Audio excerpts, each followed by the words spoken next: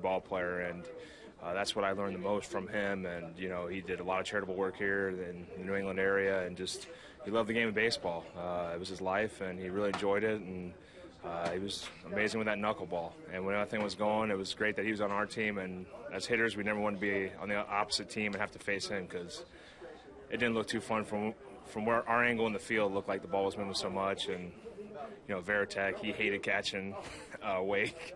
And, of course, Mirabelli, that's how he got famous, was catching Wake. So there's a lot of great memories of Wake, and it's great for him to come back tonight.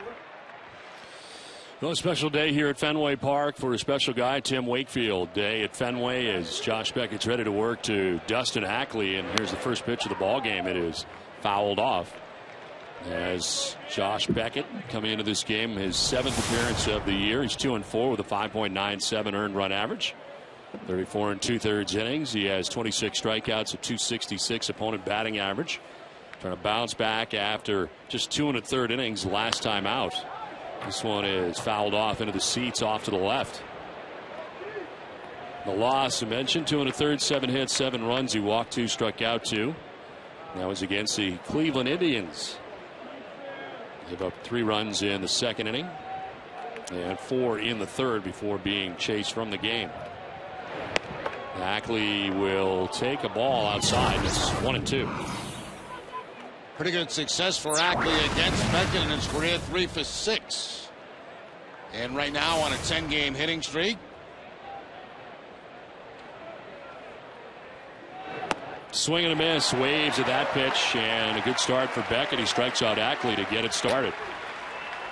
Fastball up and away from Ackley to pick up the first strikeout for Beckett. Last time out had 2 strikeouts in the 2 1/3 innings that Josh won that ball game.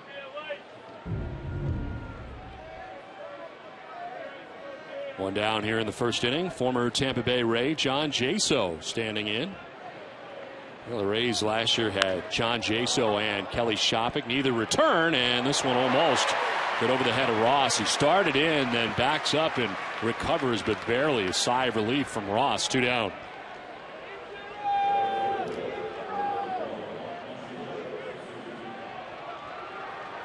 The heart's pumping pretty good. Cody Ross almost a miscue out there in right field, but he makes the grab. 2 down for Ichiro. Yeah, I think that line drive caught him by surprise at how hard it was hit. Ichiro, first 11 years in the majors, hit out of the top spot for Seattle. Now bats 3rd. Here's a look at this liner coming at Sweeney. He actually started in and recovers, fortunately, for Cody Ross. Here's a fly ball to center. Sweeney starts his way in, and just what Beckett needed, an 8-pitch, 1-2-3 first inning. Done with half an inning. The Red Sox are coming up.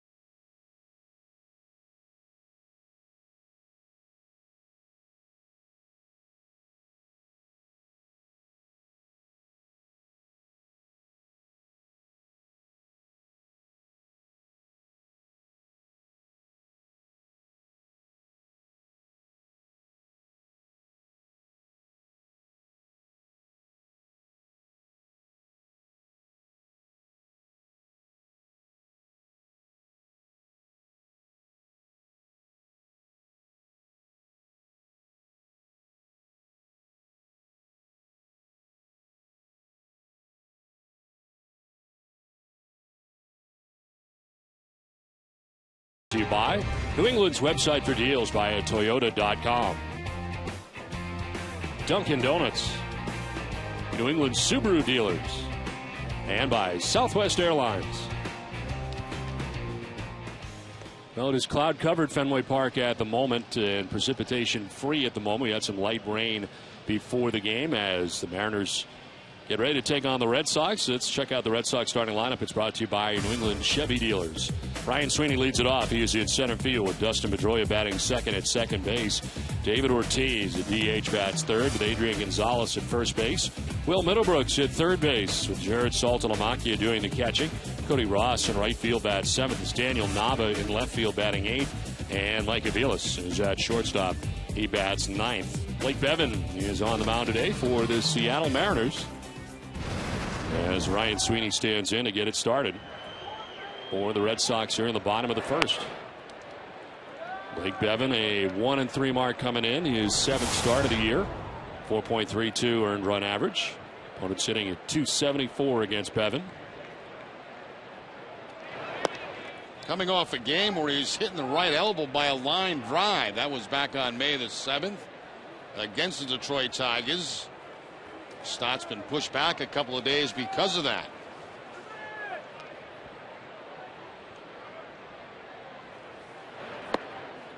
That's in there for a strike, and it is 2-1 to Ryan Sweeney.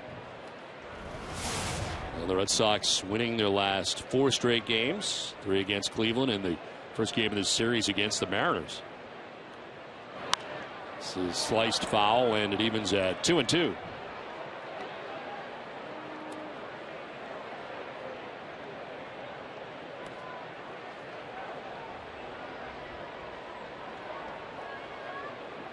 Seattle, on the other hand, 7.5 games back of the Texas Rangers. They're on a 4-city tour at the moment.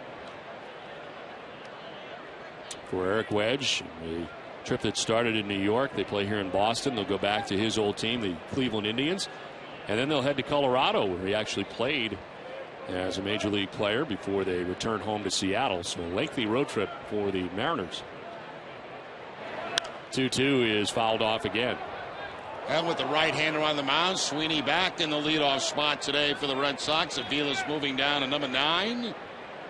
It's pretty much the way it's been against right and left-handed pitching.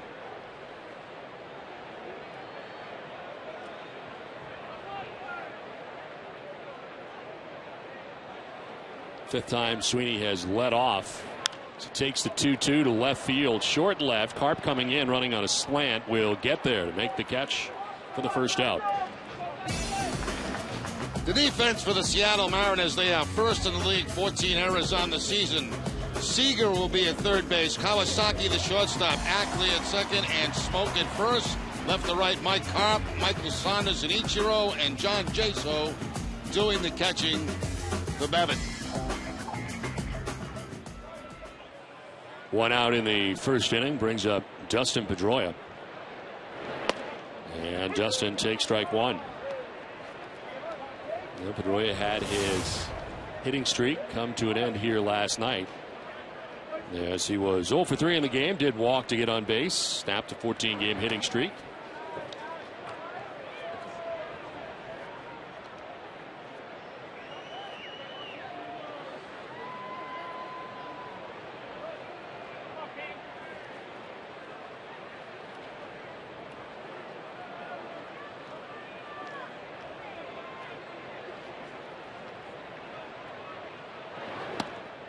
Bevan yanks that one outside, and it is 2-1 down to Pedroia. Bevan making his third career start against the Red Sox, his second here at Fenway. He is 0-2 with a 6.23 ERA against Red Sox clubs in the past. Chop to third, and diving is Seager. He gets up, and his throw is going to be off the mark. Actually hits Pedroia and kicks away. It's a base hit for Pedroia. Good bid by Kyle Seager down at third base. Yeah, nice try down at third base as he dives, and he dives actually into foul territory. By the time he's able to pop up and make the throw, has to rush it. It's going to pull the first baseman SMOAK off the bag, and Pedroia picks up the base hit, the first of the afternoon for the Red Sox.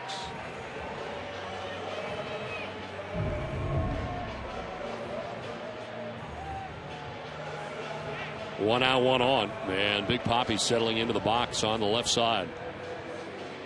Part of our key matchup brought to you by your New England Honda dealers. It's Bevan. He's 3 for 7 with a double and a home run.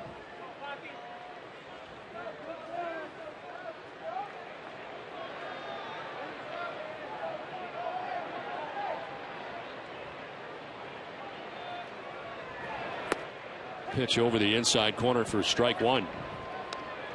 David didn't think so.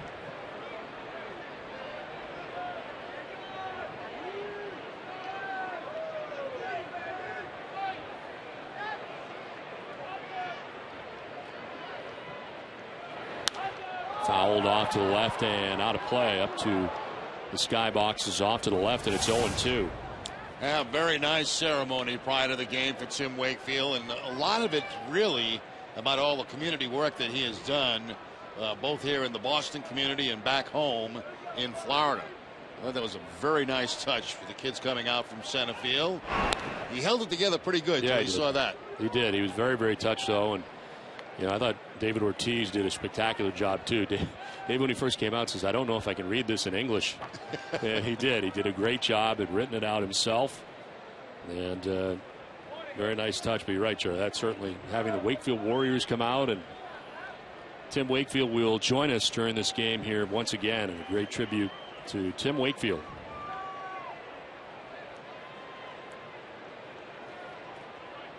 The 0-2.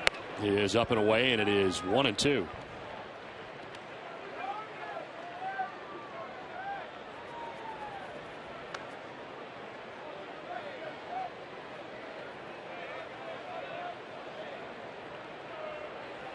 Here's what's coming up today on this Thanks Wake Day. We will visit with Tim, as we mentioned. Bob McClure will talk to Jenny about Josh Beckett, and certainly off to a good start today.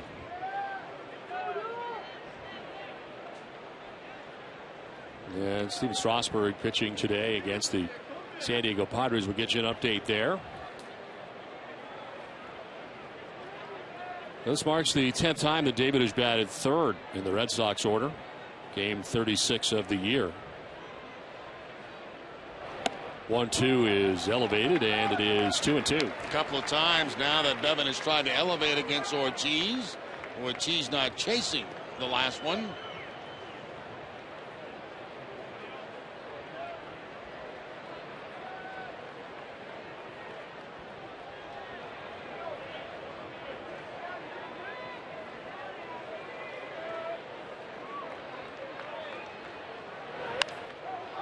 Fly ball to shallow right. Out goes ACKLEY, the second baseman, and in comes Ichiro, and Ichiro into the slide to make the catch.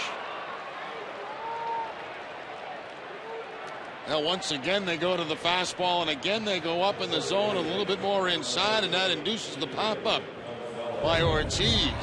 Dustin ACKLEY going back and finally called off by Ichiro, as you can see, into the slide, and makes the catch. Ichiro, a terrific defensive right fielder.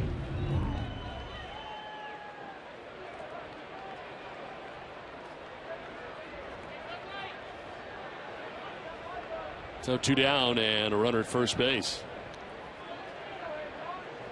Adrian Gonzalez takes a look at ball one inside. Adrian at .293, 2 homers and 20 runs batted in.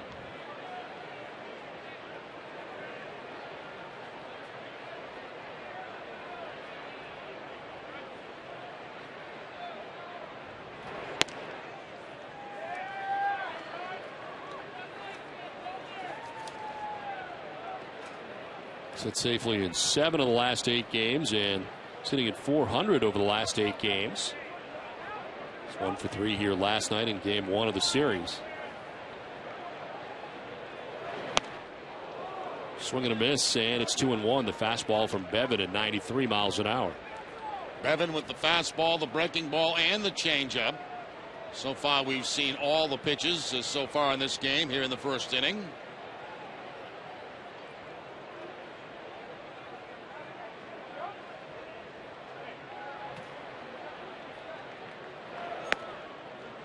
There's the changeup that misses down and away.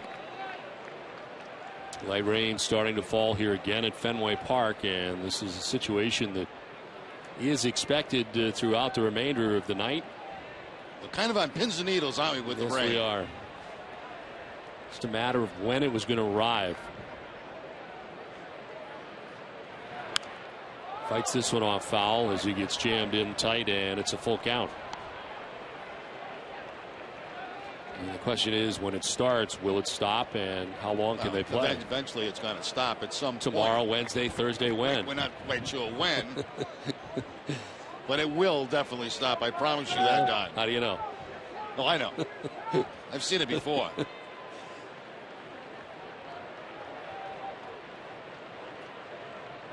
Red Sox are traveling to Tampa Bay after the game today. Runner goes, and this one fouled off.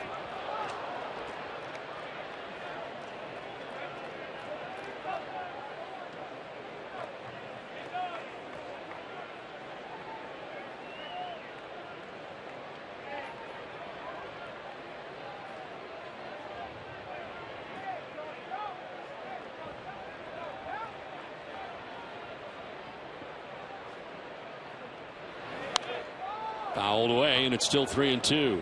Dustin Pedroia getting a workout down there at first base.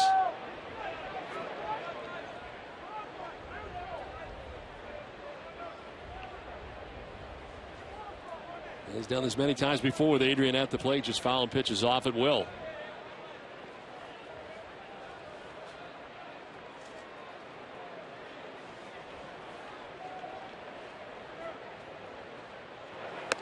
There's ball 4, and down to first base goes Gonzalez. First walk given up by Bevan. It's an 8-pitch at bat before Gonzalez was able to draw the walk. So 2 on, 2 down, and it brings up Will Middlebrooks.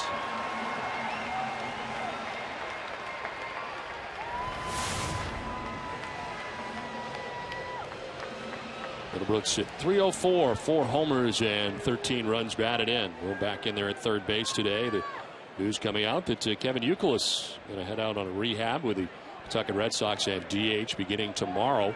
Pawtucket Red Sox are on the road apparently in Durham. Tampa Bay Rays affiliate.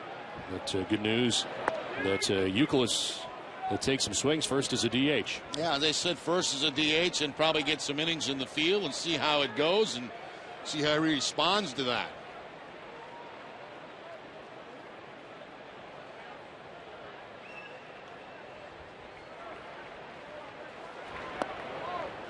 Down low, 1-1.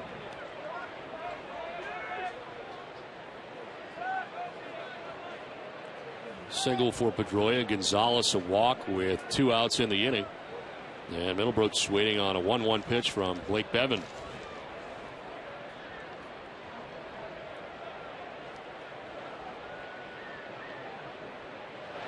Swing and a miss. Fooled on that pitch. 1-2. Staying with the breaking ball. Back-to-back curveballs from Bevan to Middlebrooks. Pulling the head off the baseball just a little bit on that breaking ball. Seems to me, Jerry, over the last 2 or 3 days, he's seeing a lot more of the breaking balls than he is anything else. Off-speed pitches, yes. Breaking balls, change-ups. 1-2 is away, and it's 2-2. There's a slider that just missed the outside part of the plate.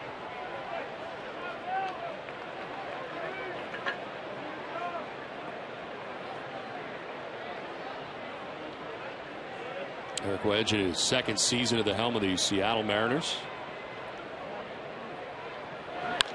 Chop to third base. Seager will go to second for the force out there. That wraps up the bottom of the first inning.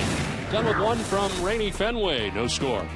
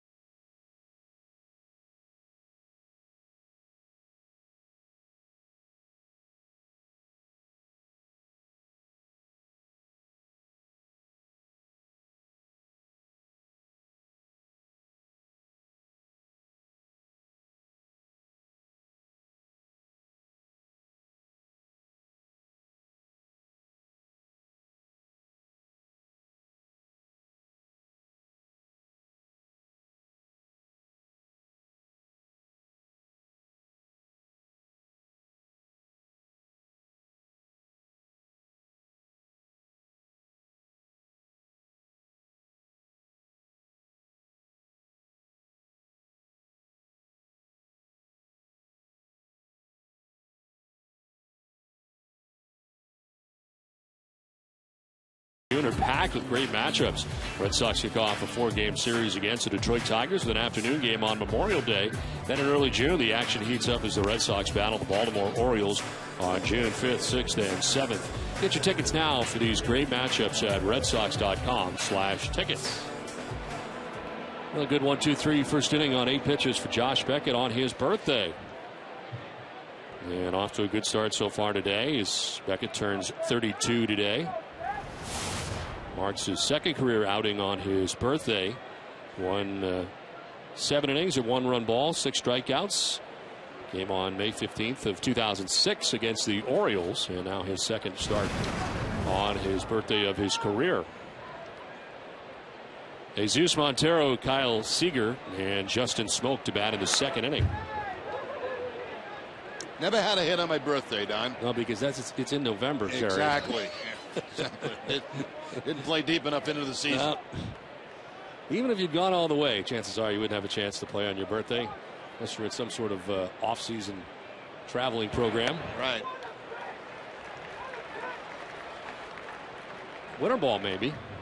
Yeah, I mean, maybe you did play in winter ball. Yeah, maybe I did. Yeah, I didn't think about that. One year I played winter ball. Mexico? 1974, yes.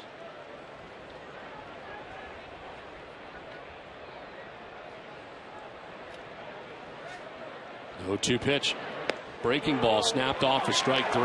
Beckett has it going on here in the early going.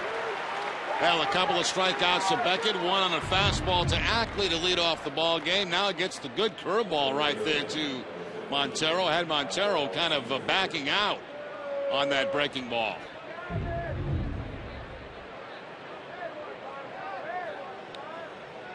So 4 in a row retired out of the gate. Kyle Seager is the batter, 284 hitter, 4 homers, 21 runs batted in.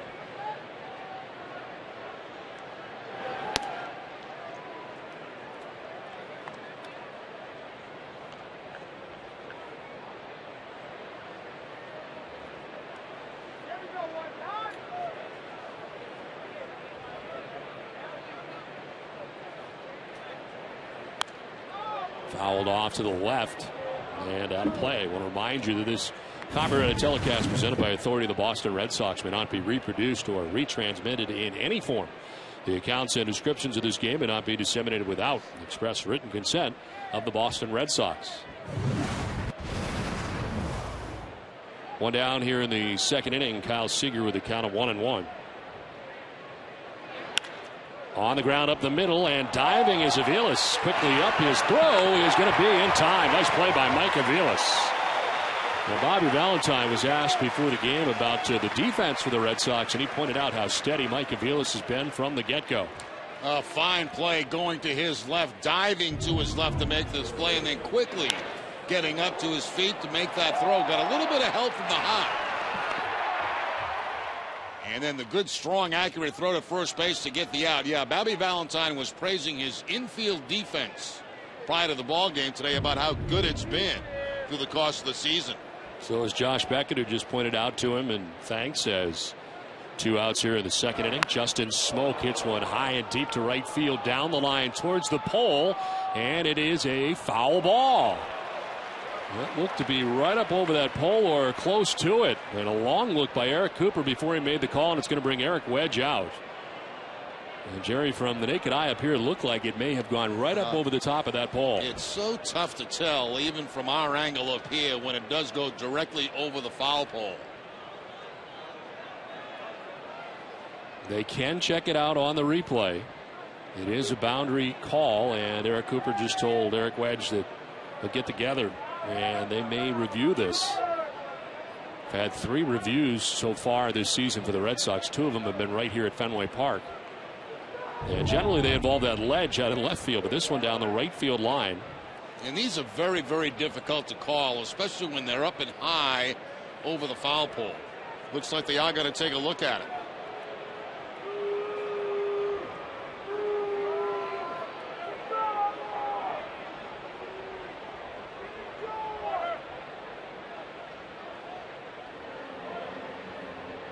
Well, again, even on replay for us, it is very difficult to tell. I don't know if they're going to be able to get a good read on this one. I I would say from everything we've seen so far, inconclusive. And it has to be conclusive for them to change the call. Change it.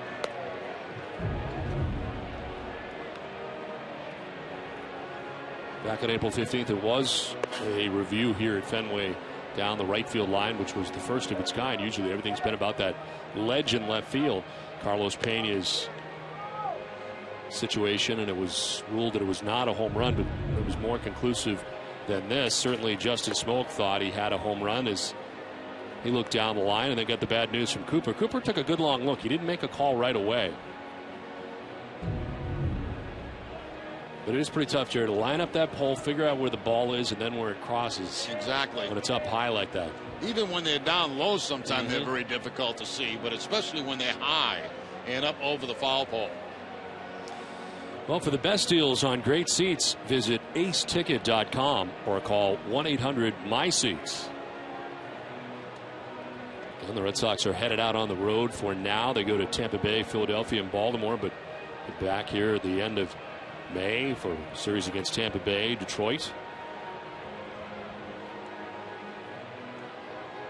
And if you're just joining us here today, of course, today is Tim Wakefield Day at Fenway Park. Ceremony held earlier here right before the ball game. And Tim, of course, who announced his retirement at JetBlue Park in spring training. A chance here on a Red Sox Nation. His old college coach coming out, Charlie Huff, his number he wore, and Tim Wakefield, many of his old teammates coming out. They gave him a chair with his number on it as well. And the most special moment of all, the Wakefield Warriors making their way out to see Tim Wakefield.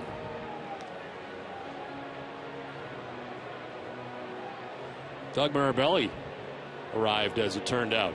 I like his entrance too. How about that?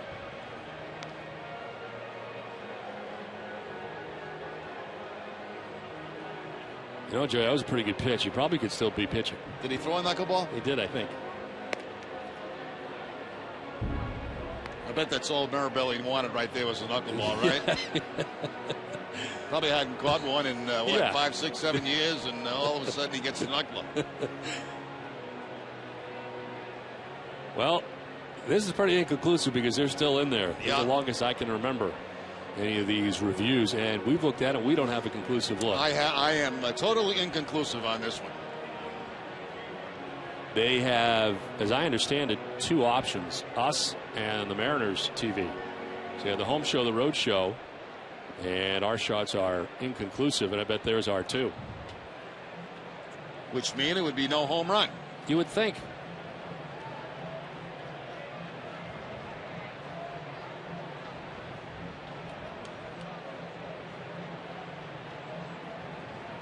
Also part of the ceremony, David Ortiz addressed Fenway faithful. You taught me how to be a good teammate, but more than that, you showed me the most important thing, that was help people in the community. Tim, you are a really good person with very big heart. I know how much Boston means to you. Thanks for being a great teammate, a great friend, and most importantly, a great person to children. I wish you nothing but the best to you and your family. Love you, man.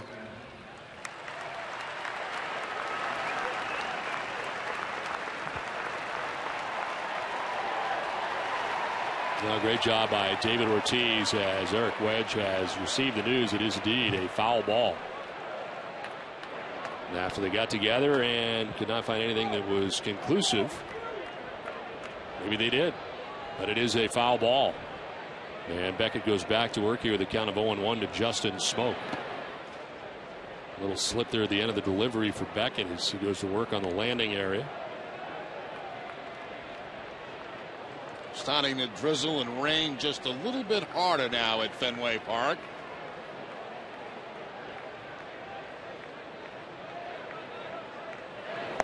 Swing and a miss, and it's 1-2. Back to the changeup again. He slipped on the changeup prior to this, and it did not come near the strike zone. Goes right back to it and gets the swing and miss.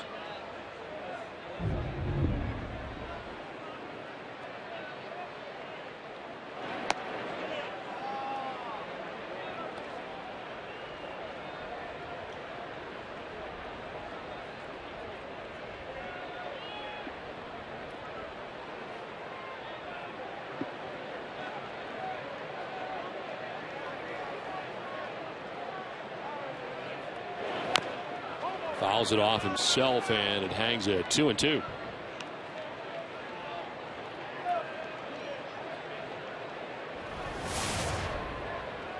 .214 for Smoak so far. 4 homers and 12 runs batted in.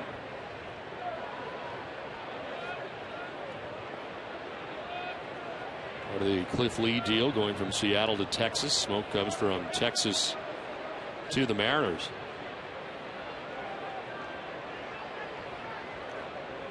Two-two pitch. Through the rain, the curveball strikes out Justin Smoak. Third strikeout. Beckett wasn't sure how many outs there were. Now he knows. No score from Fenway.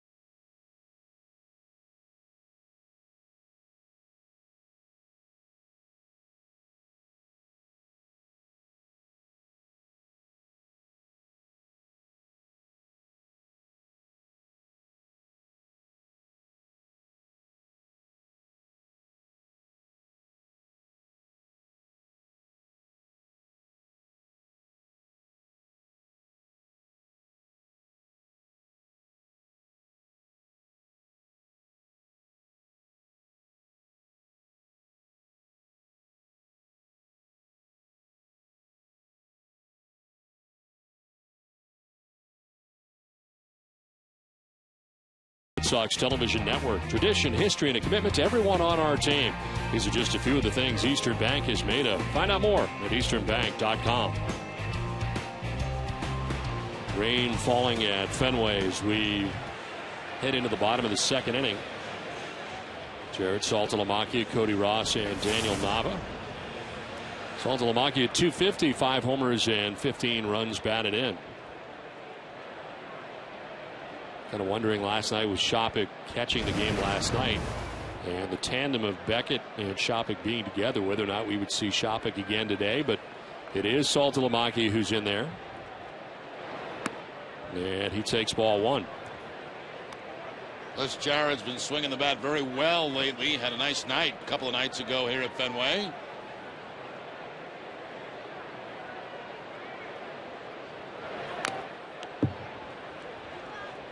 Or actually afternoon. I'm all messed up. Today's Tuesday, right? I think so. Yeah, it's Tuesday. It seems to be strange to be leaving town on a Tuesday afternoon. Yeah. Well, Tim Wakefield will join us next half inning.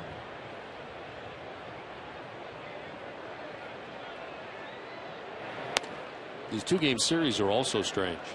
2 here against Seattle. We go to Tampa for 2. Then spend the weekend in Philadelphia before going to Baltimore at the end of the trip. 2-1 pitch. SALTALAMACCHIA fouling it straight back. 2-2.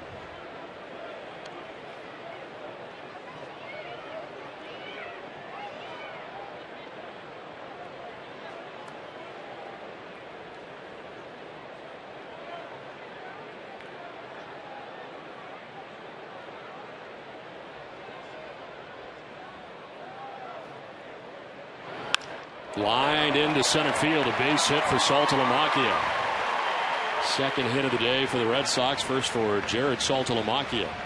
Well, they wanted to elevate the fastball. It was by design. They did go upstairs with it, but SALTALAMACCHIA gets on top of it and puts it on a line into center field for the base hit. So he continues to swing the hot bat. 5 hits in his last 3 games for the Red Sox catcher. Lead runner on in the second inning for Cody Ross.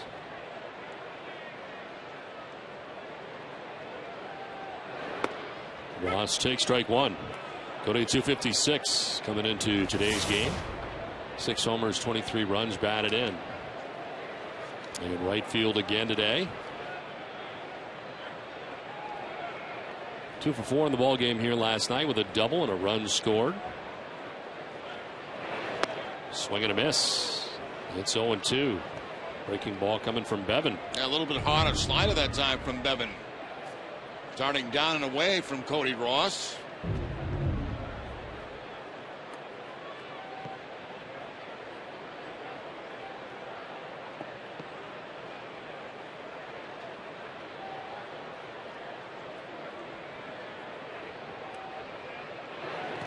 In the dirt outside, and it's a ball and 2 strikes now to Cody Ross.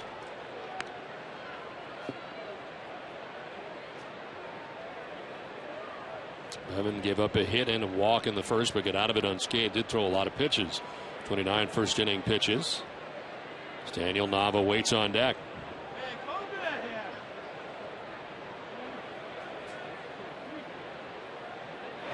1-2 is slap foul off to the right, out of play. Well, tonight at 10, join Randy Scott for Ness and Daily, presented by Sun Life Financial. Preview tomorrow's Game 3 showdown between the Celtics and the Sixers as the series shifts to Philadelphia, tied at 1 game apiece. Plus, we'll have highlights from around the American League East. All this and much more on Ness and Daily tonight at 10, only on Nesson. Ball and 2 strikes to Cody Ross.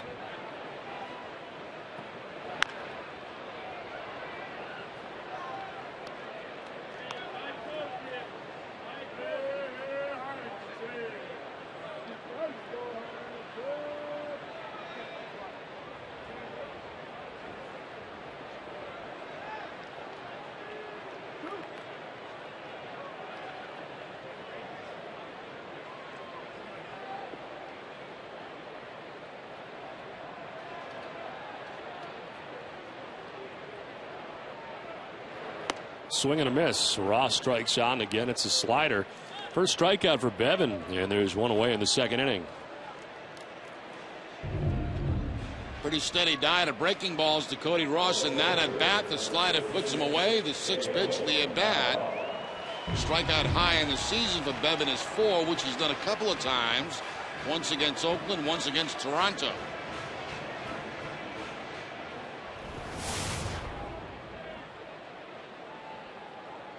One on, one out for Daniel Nava. 7 for 12 out of the gate for Nava. Turning to the major leagues and playing every day in left field for the Red Sox. Nava hit a home run here last night, his first since his first at bat in the big leagues back in 2010.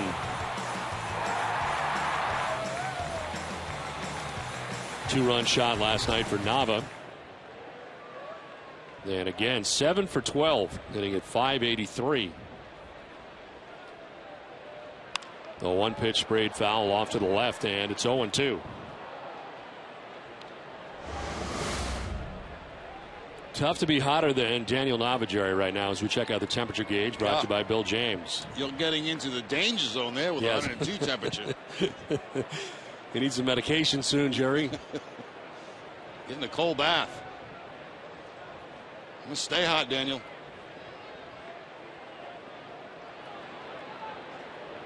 Temperature gauge developed by Baseball Info Solutions and Bill James. Breaking ball that misses. Tried to go back to 0 with that breaking ball. Tried to pick up the outside corner and didn't miss it by very much.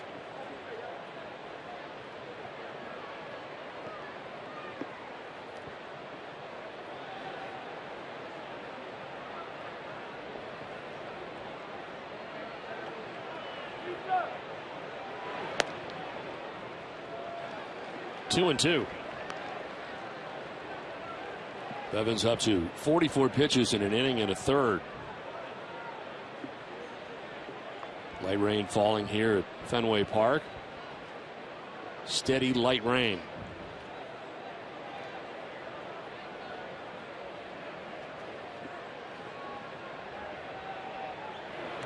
Nava gets hit, and he'll head down to first base. So 2 on with 1 out. Now, most pitches had been away from Nava. Bevan decides to come inside, and Nava just turns his hip right into the baseball. Watch Boston Sports Live, a live interactive sports show. It's hosted by Chris Gasper 3 times a week at noon on Boston.com. 2 on, 1 away, and the Red Sox bottom of the 2nd inning, and it brings up Mike Aviles. 254, 5 homers, and 21 runs batted in for Mike. Made a nice defensive play at shortstop in the 2nd inning behind Josh Beckett. Off the end of the bat, foul.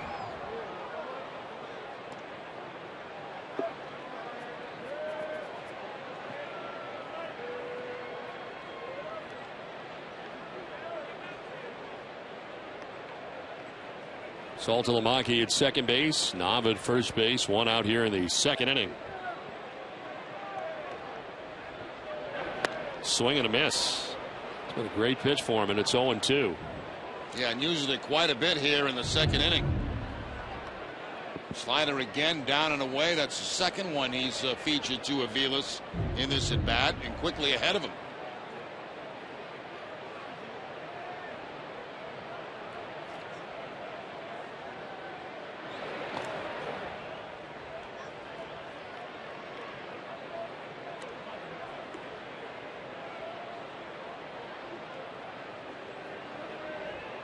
Well, the Red Sox offense has been working at all cylinders.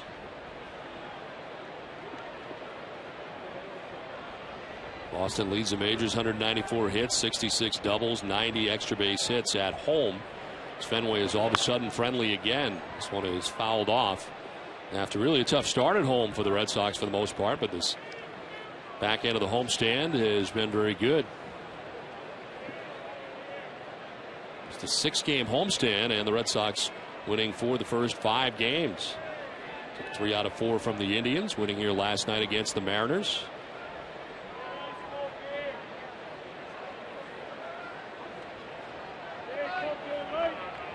Here's a 1-2 pitch. Tap foul, very defensive swing. And the Red Sox are in the midst of a 20 games in 20 days stretch.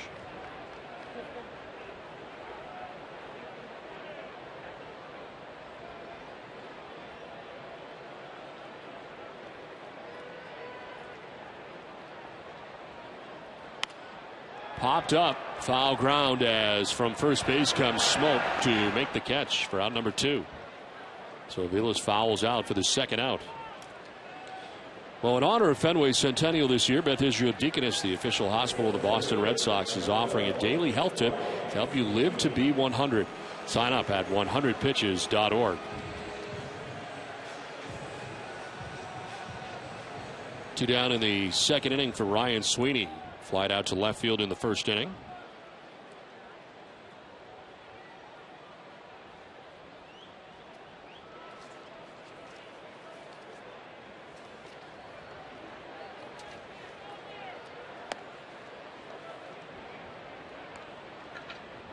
Sweeney 4th in the American League in average. He is 3rd in the league in average against right-handed pitching. Came in hitting at .333. And ahead in the count now, 2-0. Well, Sweeney coming from Oakland, playing a lot of games against these Seattle Mariners throughout the course of the season, both out in the Western Division.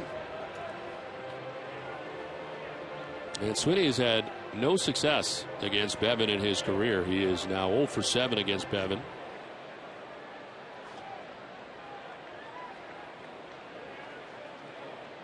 That includes flying out to left field in the 1st inning. There's a strike, 2-1.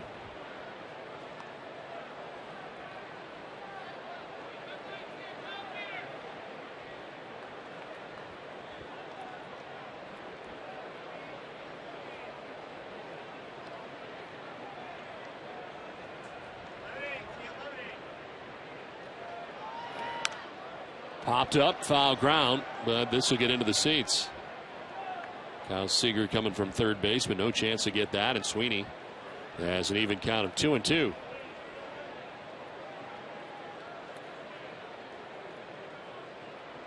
The American League Day baseball in Minnesota. They're already over. Cleveland beats Minnesota 5-0. They're in the 7th in Chicago, where the Tigers have a 10-6 lead. Otherwise, everything else is tonight. On this Tim Wakefield Day from Fenway Park. Tim will join us live coming up.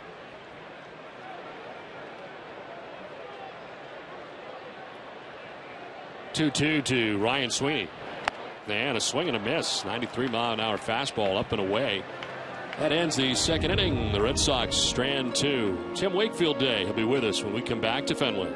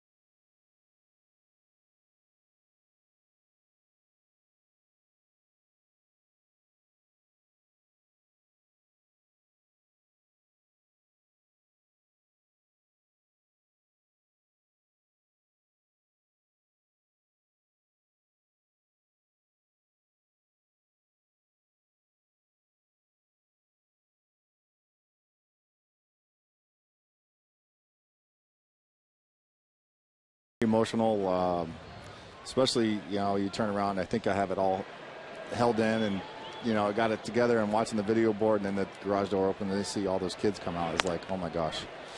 I was going to say that. I mean, as far as your career is gone, every bit of that means as much to you as anything that happened on the field. Absolutely. And you don't, you do things.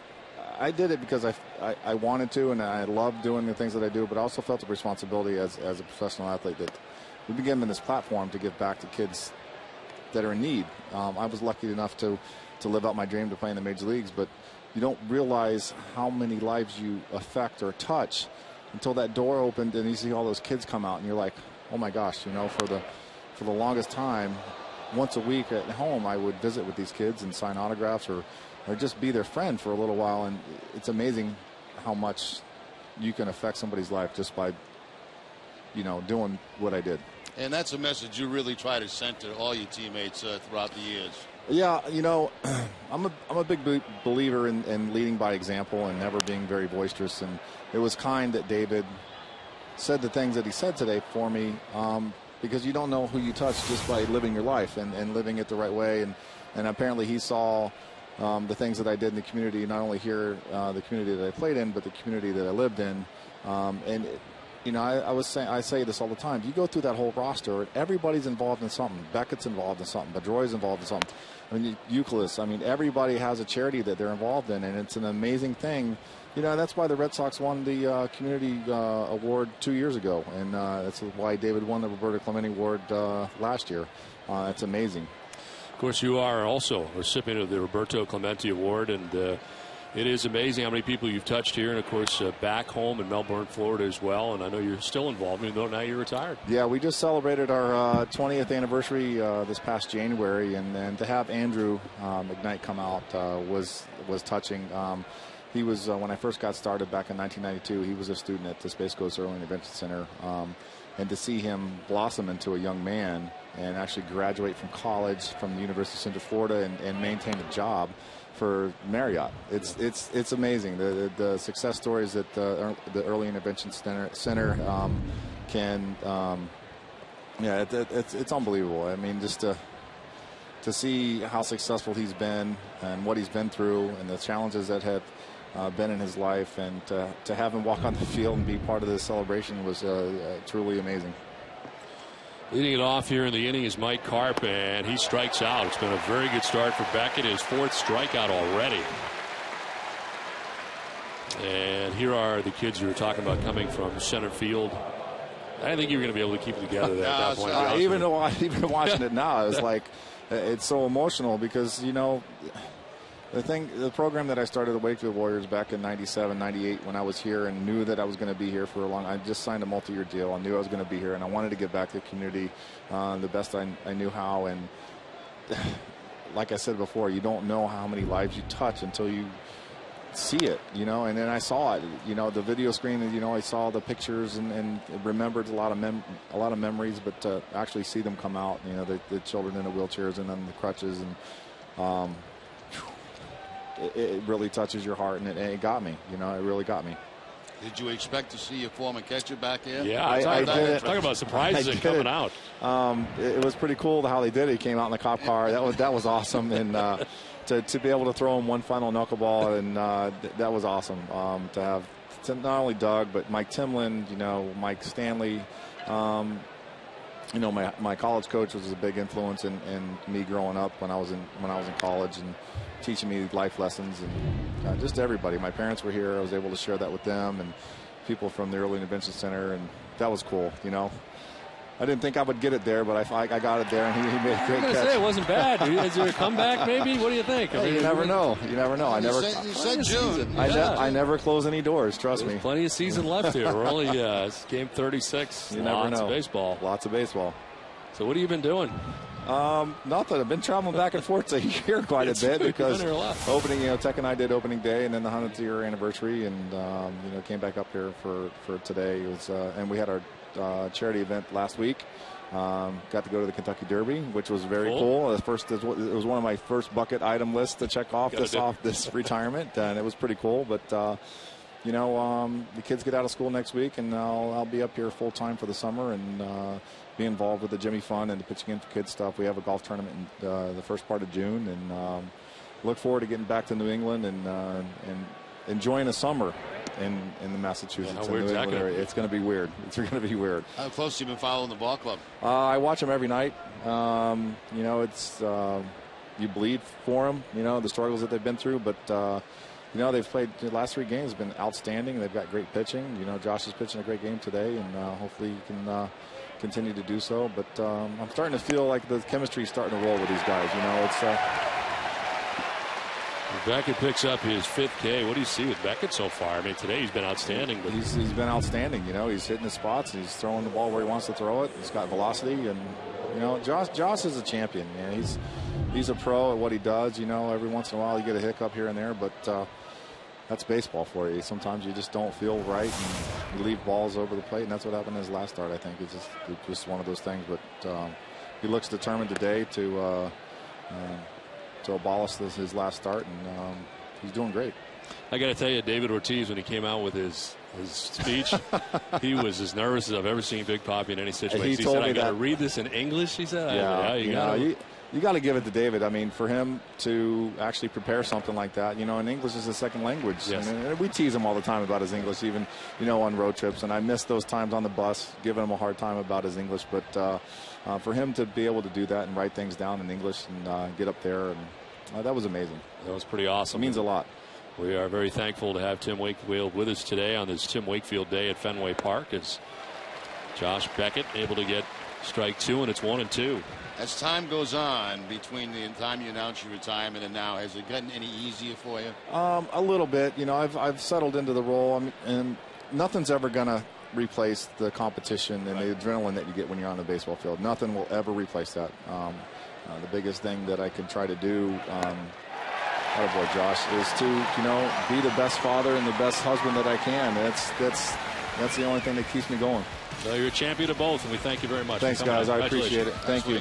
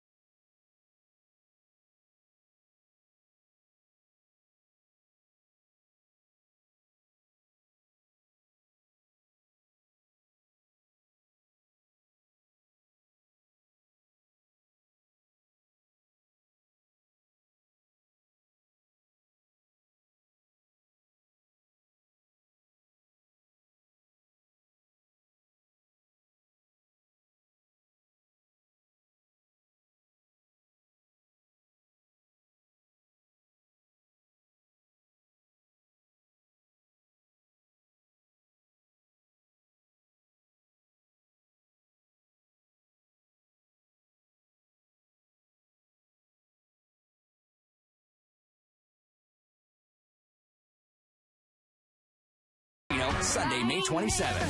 For tickets to this one-night-only show, visit foxwoods.com. Gang of Outlaws, only at Foxwoods, the official resort casino of the Boston Red Sox.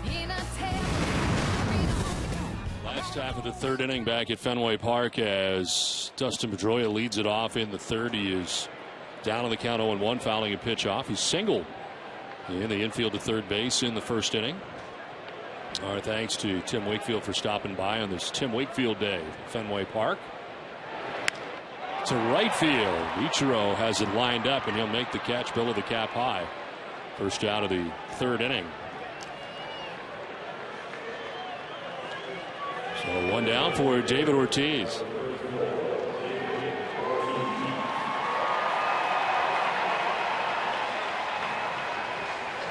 In the meantime, Jerry, it appears Josh Beckett is pitching on a mission here today so far through the first three. We kind of predicted that, didn't we, earlier in the show? We were talking about it in view from the booth. You know, when you come off an outing like last time out and you've got to sit around till your turn comes up, you've got nothing but, you know, positive thoughts about that next slot. And right so far it has been outstanding. And quite honestly, I'm sure the boos annoyed him. Absolutely. I mean, you played here before. Not that you were booed, but it's not easy to have you been booed. There were times, and it does, believe me, it does not feel good. One down in the third inning as David Ortiz fly to right his first time up.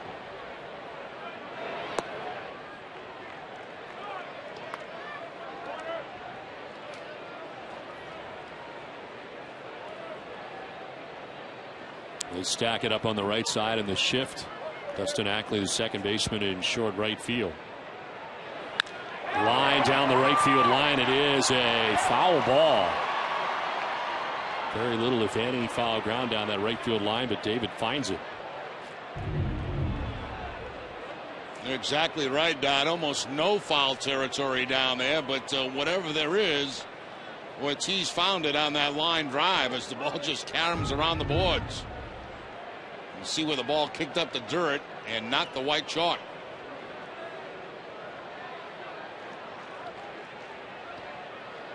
One out here in the third inning. Ortiz with a count of 1-2. David flied out to right field in the first inning, and now Adrian Gonzalez will bat in behind him here in the third inning.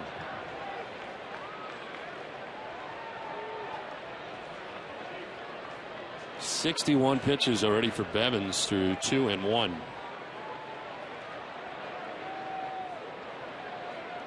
The 1-2 is outside. 2-2.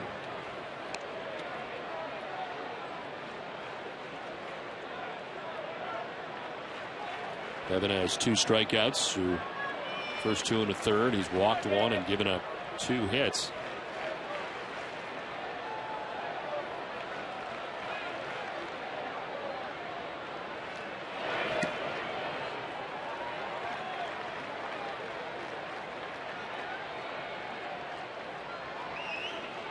Blake Bevin coming in at 1-3 into today's outing, a 4.32 ERA. The Red Sox were fortunate to miss Felix Hernandez in this series.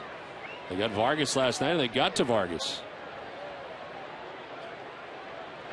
3-2 is hit high and deep to right field. Back goes Ichiro at the wall. That is out of here. The end of the bullpen for Big Papi, his 8th home run of the year, and the Red Sox jump on top 1-0.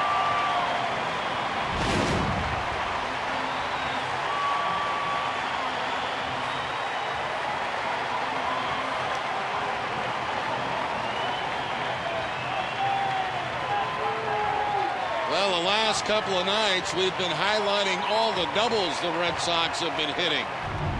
We'll take a few of these too. A 3-2 fastball right down Broadway. And David Ortiz, as Don mentioned, number 8 on the season, RBI number 27.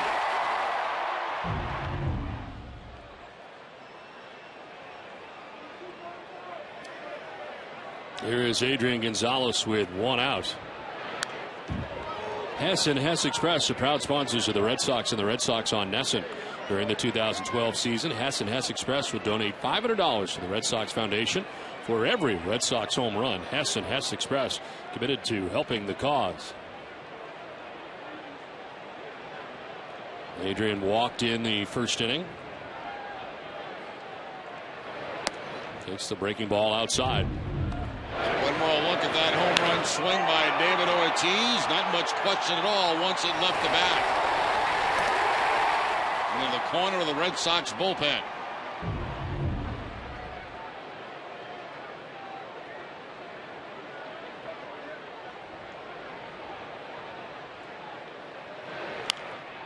Chop foul outside of first, and it is 1-2 to Adrian Gonzalez.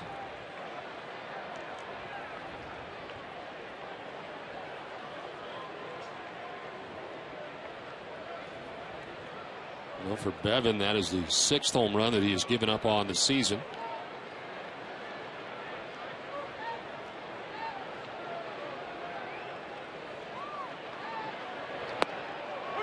Strike 3 call. And gone is Gonzalez, checking to see if it was the swing or the call.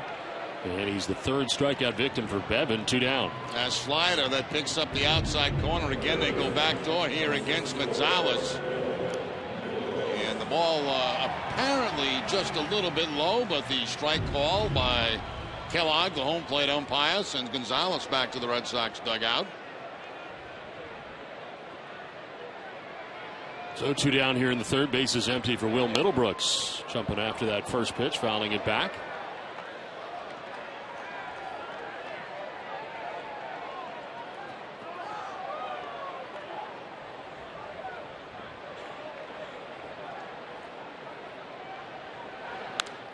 This one foul back.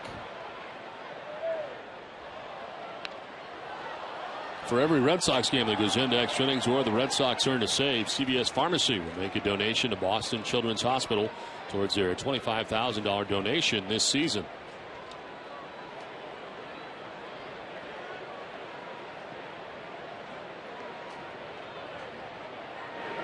swing and a miss. Middlebrook strikes out. It's 4 Ks for Bevan. A solo home run for David Ortiz has put the Red Sox on top 1-0 at the end of 3.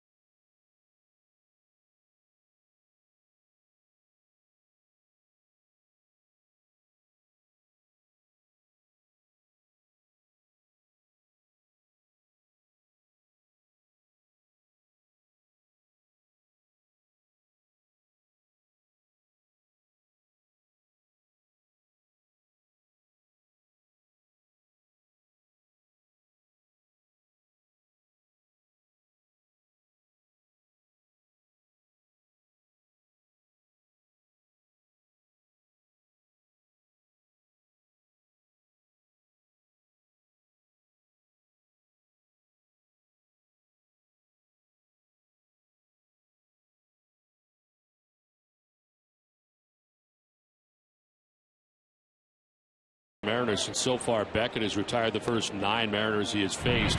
Last Thursday when he left the mound to a lot of boos here at Fenway Park.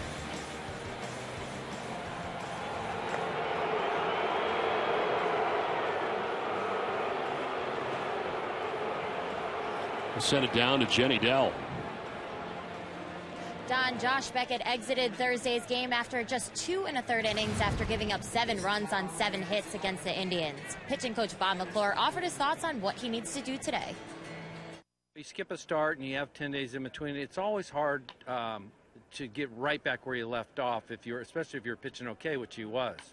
So I imagine that the next start will be better than that one and the next one after that. So it just takes a little bit. Don, Beckett is 2-4 this season with a 5.97 ERA coming into today's game. All right, Jay, thanks very much. He's had it all going on so far today. 6 strikeouts to the first 9 batters he faced in the game, and he has struck out 4 in a row as he starts his 4th inning. Dustin Ackley, the leadoff hitter and second baseman for the Mariners, takes a hack at the 1-0 and grounds it foul. Yeah, Beckett, of the 6 strikeouts today, 4 have been on fastballs, 2 on curveballs. He's had a good curveball here this afternoon also. 2 called third strikes, 4 swinging so far. Strikeout high is 8. Here's a ground ball softly hit. Beckett is going to try and cover, and they have no play. It is a base hit, not hit hard at all. And well placed down that first base line for Ackley, who's got good speed. Adrian Gonzalez trying to go behind the back with the flip from Beckett. If he had been able to catch this, that had really been something. Flip goes away, but they had no chance at all to get Ackley. It's almost like a drag bunt base hit. So after retiring the first 9, Dustin Ackley has got himself a hit and the first base runner for the Mariners today.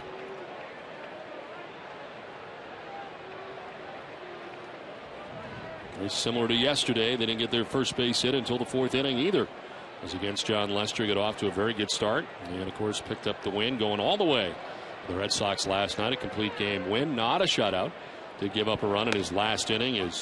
That'll be a strike over the inside corner to John Jaso.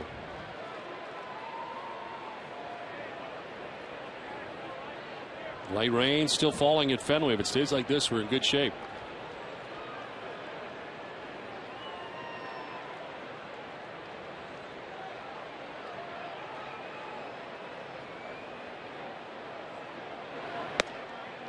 In there for strike 2, and it's 0-2. I noticed you got your IFB on still, so that means you were ready for rain delay duty. Oh, really? Yes, you still got it on. You didn't know that? No, I didn't know that. Oh. That's right. We had. You were on call. We had plans for the fill. Could still be, Jerry. I'm going to take it off. You're feeling that strongly about no rain delay. Yeah. Don't let that IFB go far. I'd had that on till Tampa. Thanks for telling me. Swing and a miss. It's strikeout number 7 for Beckett. John Jaso down by way of the K. The Amica Pitch Zone is brought to you by Amica Insurance. Amica Insurance is not just how you covered, it's how you treated. Let's look at the first 3 strikeouts for Beckett. Ackley on a fastball, a breaking ball to Montero, and then a breaking ball also to SMOAK. And Josh has certainly added to that total since then. 1 on, 1 out. Ichiro Suzuki flied out to center field in the first inning. He's 0 for 1. To center field, and that'll drop in for a base hit in front of Sweeney. Knocks it down. No further advance for Ackley, and Ichiro is aboard at first base. Ichiro came into the game only a .233 hitter against Beckett. 1 for 2 this afternoon. That looks like to be the changeup from Beckett, and Ichiro right down with it, drops it in front of Ryan Sweeney in center field for the base hit. Ackley was not sure. He was kind of hanging out between first and second. Not sure if Sweeney was going to make a play on that. 2 on, 1 away, and Jesus Montero, DH bat, struck out looking in the second inning, and Beckett wants to talk it over with SALTALAMACCHIA.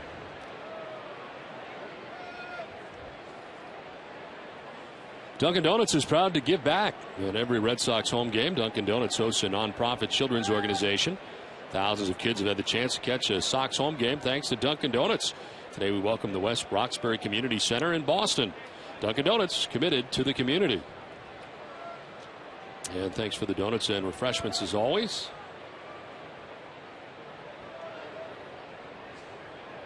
One out, 2 on. Jesus Montero takes a pitch outside.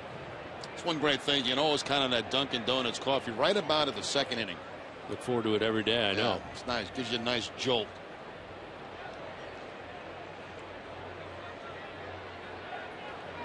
Ackley at second. Ichiro at first. 1 down.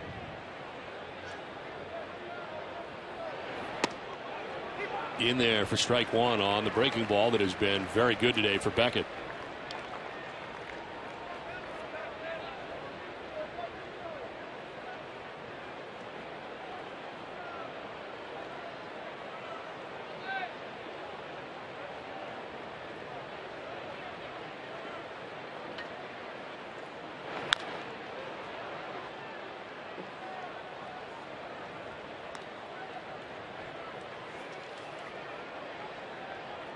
Mentioned Josh's strikeout high is 8. He did that against Chicago White Sox in 6 2/3 innings.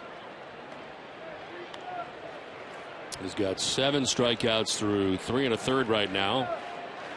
First 2 hits of the game for the Seattle Mariners coming in this inning. Ackley the infield hit. Ichiro the single to center, wrapped around a strikeout for John Jaso. Beckett is ahead 1-2 of Montero.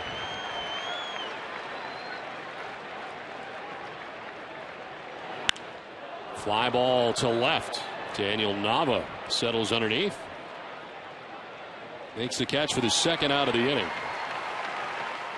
Thinking Montero there might have had a breaking ball in the back of his mind, because that's how he struck out back in the second inning. Instead, this time the fastball comes from Beckett. It's up. It's probably out of the strike zone, and the pop up to left field.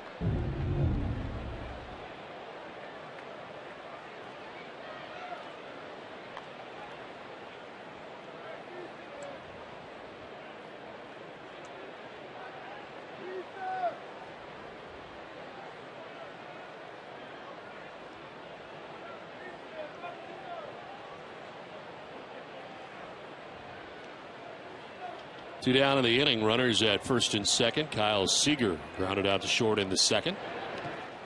So he'll bounce in for ball one.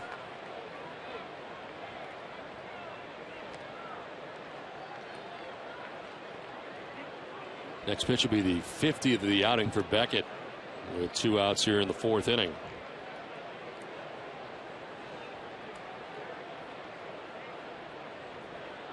Lights are on at Fenway. Light mist now falling here and dark clouds above.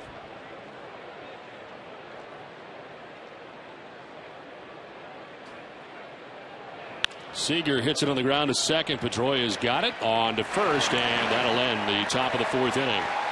Beckett works around 2 hits. It's 1-0 Boston at the end of 3.5.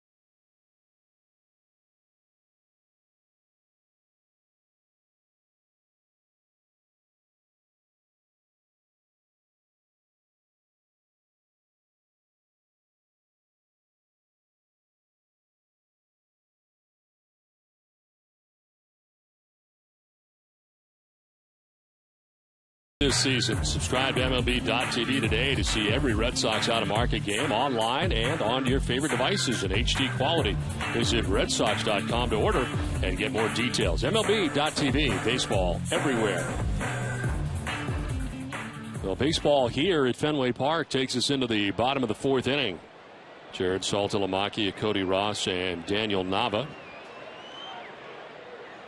Blake Bevan back out there again. Gave up the solo home run to David Ortiz, a difference in this game. That was in the 3rd inning. SALTALAMACCHIA singled to center in the 2nd inning. It's a fly ball to left field. Mike CARP is out there in left today. He'll drift back and make the catch as he backpedals onto the track. It's time now for today's AT&T trivia question. Prior to Tim Wakefield, who was the last Red Sox player to wear the number 49? The answer for a little bit later.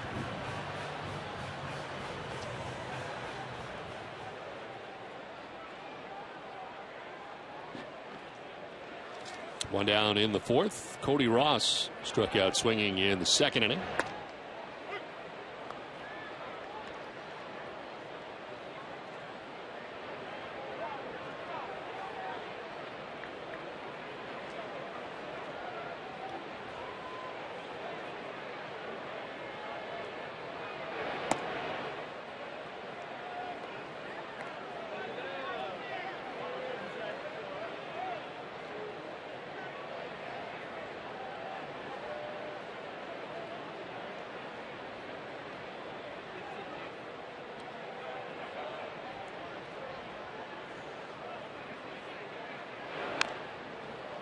Squib foul, and it is 1-2 to Ross.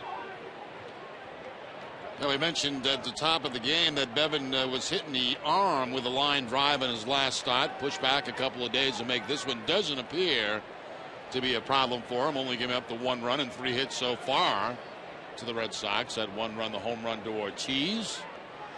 He's had a pretty good slider today. He's 4 strikeouts in the game. And a little roller foul down the third baseline. Well, this is the only time the Mariners come here, but the Red Sox will be going to Seattle twice this year. Red Sox playing the Oakland A's twice and the Seattle Mariners twice.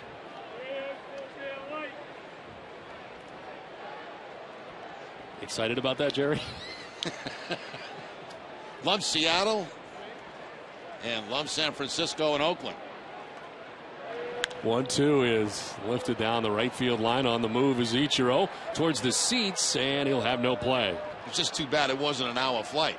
That's right. It's not exactly around the corner. Yeah, Seattle, beautiful as it place. turns out. Gorgeous place to go to, but it's quite a long flight. And then a long ride to the ballpark, too, which is another thing. Yeah. In Oakland, anyway. Don't you always enjoy the Golden Gate Bridge going over? Yeah, it's not one of your favorite things to do in the world. That's to bother me like a week before. Yeah. You know, I just don't like going over the Bay Bridge. I don't like it. It's yeah, you could take that thing that goes under BART? the water. It's the BART. I did that. I did that one time. Really? I did it. Yeah, I did. What? And I felt claustrophobic doing that. It was underneath the water and all that stuff. I didn't like that. Suppose it started leaking. You're all done then. Good. Good. And then when you get off the BART, I mean, it's a great way to get to the ballpark, but when you get off the BART, then you have quite a walk from the station to the ballpark itself. Oh, really? It's far. Yeah, it's got to be a good quarter mile. So we're probably not going to do that then when we go out there to Oakland. I think we should keep renting cars like we have all through our career. Did you say quarter mile? Yeah. I just got it now. It can be a long walk. Is it uphill, the quarter mile? Hey, you got to go over a bridge and everything. He's down to first base goes Cody Ross. Let's send it down to Jenny Dell. Don, in honor of Fenway Park's 100th anniversary celebration, the Consul General of Japan in Boston, Takeshi Hikihara, presented the Boston Red Sox with a cherry blossom tree. He said, "I'm glad that we are able to come together to celebrate this wonderful occasion in Boston and strengthen our friendship." The Red Sox Foundation raised and donated $1.3 million to the Japanese Red Cross after the March 2011 earthquake and tsunami in Japan. I was told the cherry blossom tree symbolizes the deep gratitude of the Japanese people for the assistance in relief. Don, for now, the tree will be planted inside Gate B at Fenway, but once it's grown, it'll be on Yawkey Way. All right, Jenny, thanks very much. Very nice gesture, and look forward to watching it grow over the years. Now, cherry blossoms, isn't that the kind of trees they have down in Washington, yes. D.C. that bloom very early? They do. Look forward to watching our own grow here, though, at Fenway Park. Inside first, Jenny said, then outside. 1 out, 1 on. Daniel Nava will take a pitch outside. 1-1.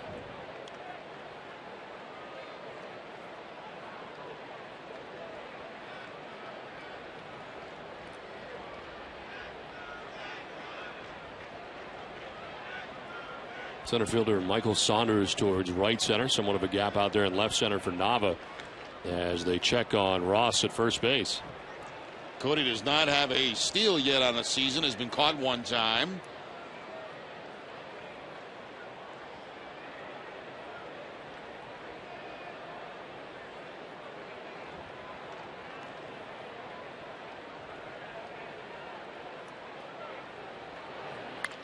On the ground and through into right field. Base hit. Ross going first to third, and he will get there standing.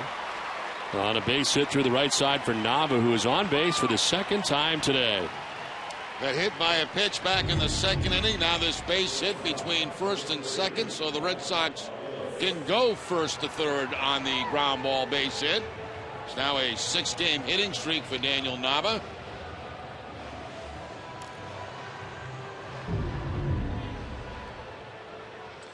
So first and third, 1 out here in the fourth inning, brings up Mike AVILES.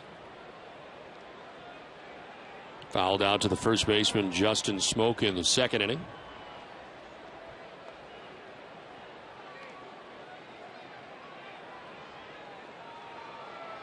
Jerry, you're right. The cherry blossoms are the same in Washington, D.C. 3,000 of them given by Japan as a gift. 1912 is the 100th anniversary. He's lined into right center field, a base hit.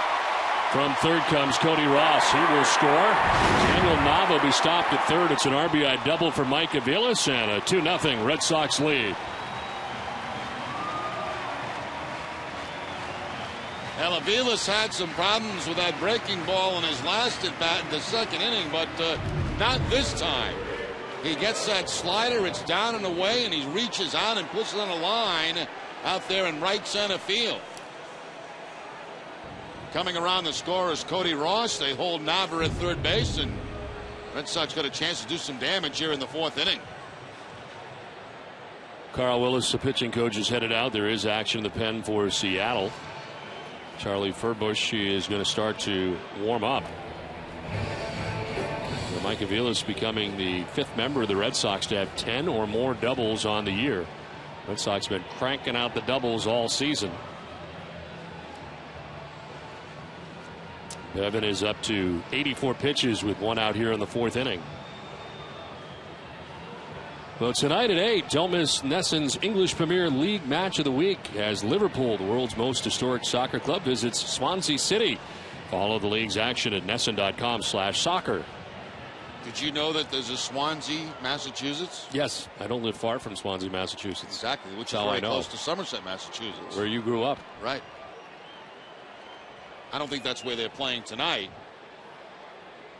Second and third, 1 out. Breaking ball missing away, and it is 1-0. Sweeney is 0 for 2. He's fly to left and struck out swinging.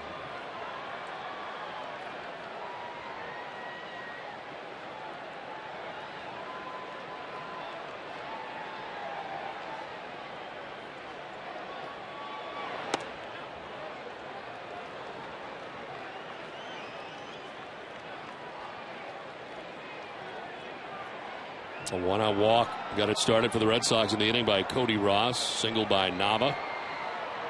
RBI double by Aviles. It is second and third, a run in, 1 out.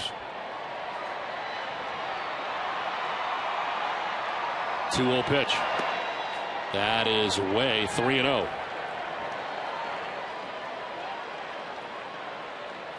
I wouldn't be surprised Sweeney has the green light. 3 balls and no strikes with a couple of men in scoring position. We'll see.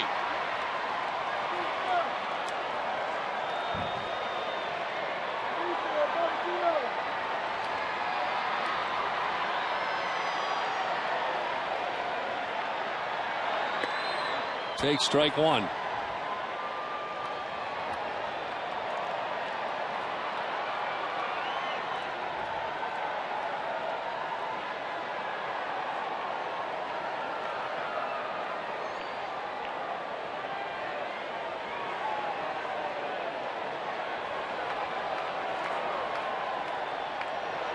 On the ground right side, Ackley's got it. He'll fire to first for the out, but in the back door from third comes Nava. And it's 3-0 Red Sox. Taking third is Aviles. They elect to play back. Sweeney gets a changeup, gets that ground ball to second base, gets the run home. And the Red Sox have another run in this inning, make it a 3-0 ball game. What's this time of the game playing back? Don't want to allow 2 runs to score on a ball that sneaks through the infield. Aviles at third base, 2 down in the inning for Dustin Pedroia, who takes ball 1 away. Pedroia singled in the first inning and then lined out to right in the third. 1 for 2 day for the Red Sox second baseman.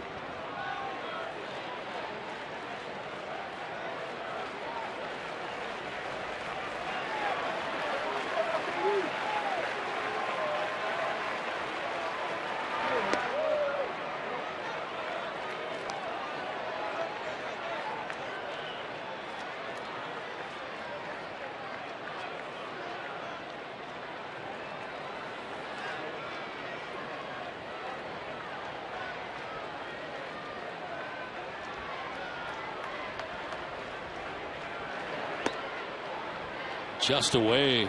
Jaso tried to frame it. It is 3-0.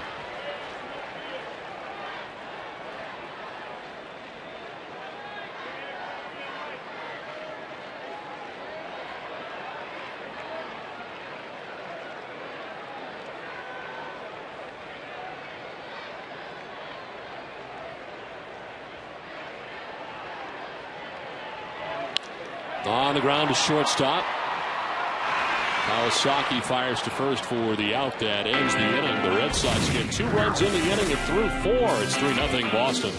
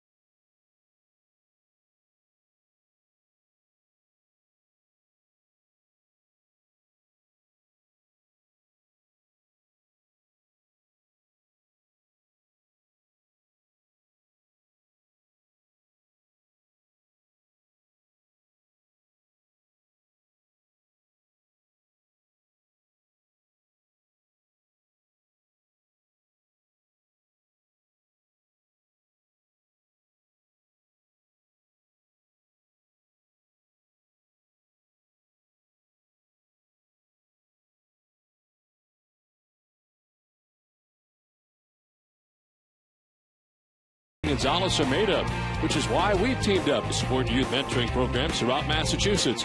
Find out more. Go to easternbank.com/Adrian. Late rain still falling here at Fenway Park. Red Sox enjoy a 3-0 lead as we head to the top half of the 5th inning. For Josh Beckett, he is 50 pitches deep into his outing through the first 4. Dealing with 6, 7, and 8 for the Mariners here in the 5th inning. SMOAK, CARP, and Saunders. SMOAK a strikeout victim back in the 2nd inning. Josh has 7 strikeouts through the first 4 innings. There is strike 1 over the inside corner.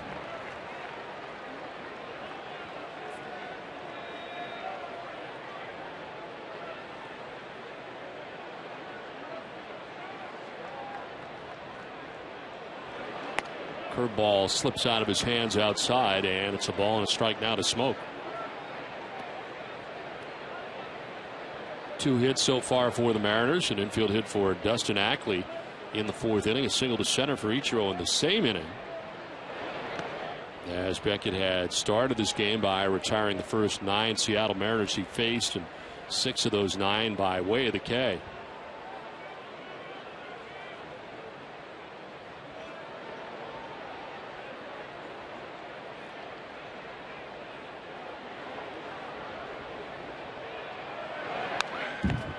Two and 2.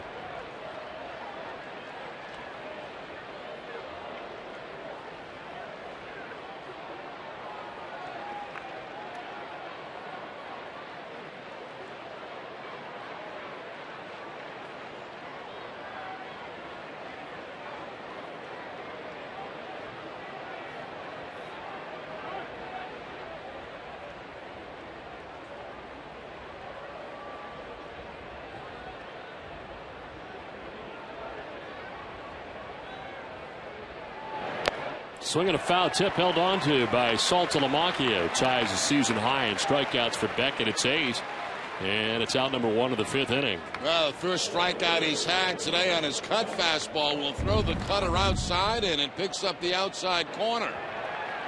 Last time he struck SMOAK out on a curveball, this time the cutter. He has been on the corners so far in this game today. One out in the 5th inning from Mike Carp. Struck out swinging in the 3rd inning. Breaking ball misses outside.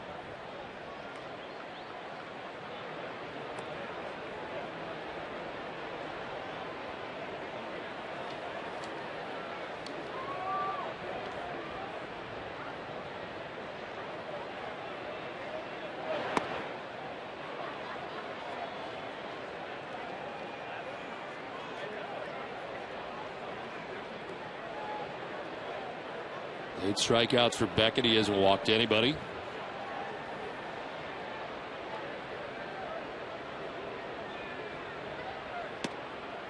And that's outside. Falls behind 3-0.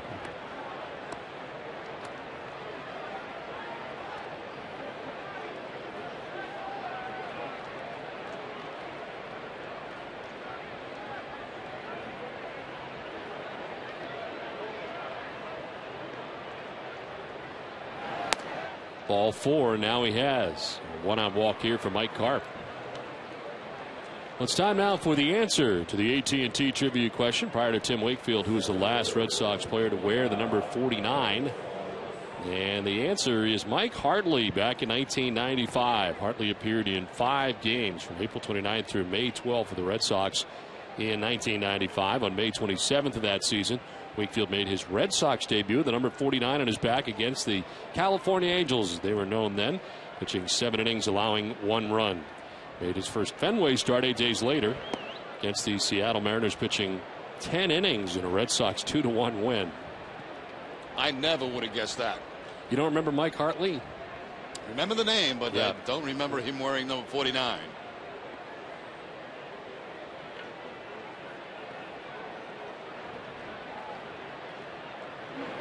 Saunders rips this down the right field line. It is a foul ball.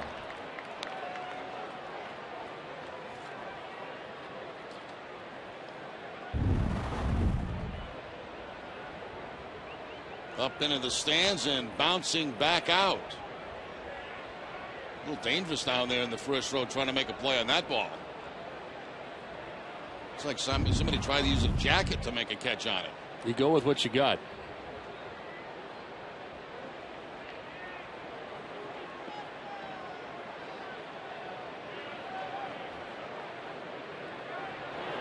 Swing and a miss, and Saunders down in the count 1-2. That's a good pitch by Beckett because, you know, Saunders was so far out in front of the pitch previous. You get the same swing, except you get a different pitch. You get a changeup this time.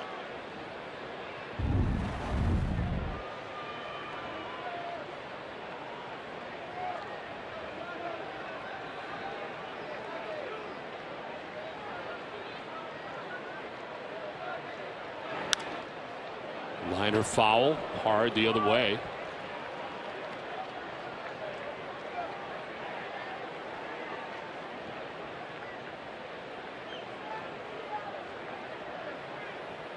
Furbush still warming in the pen. He was up last inning, up again here in the 5th.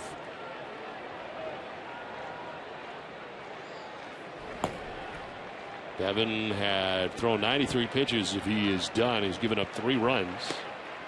As that is ball 2, evens at 2-2. Red Sox infield a double play depth, 1 out, 1 on here in the top half of the 5th inning.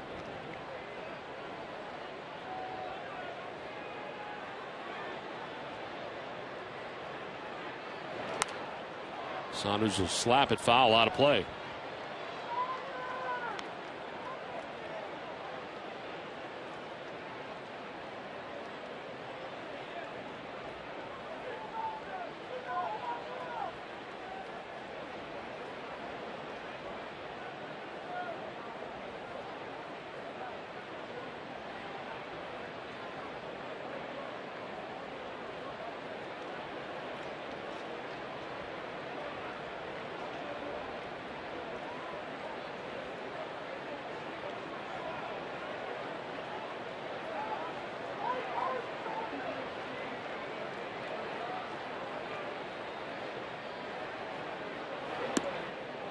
Down and in, full count.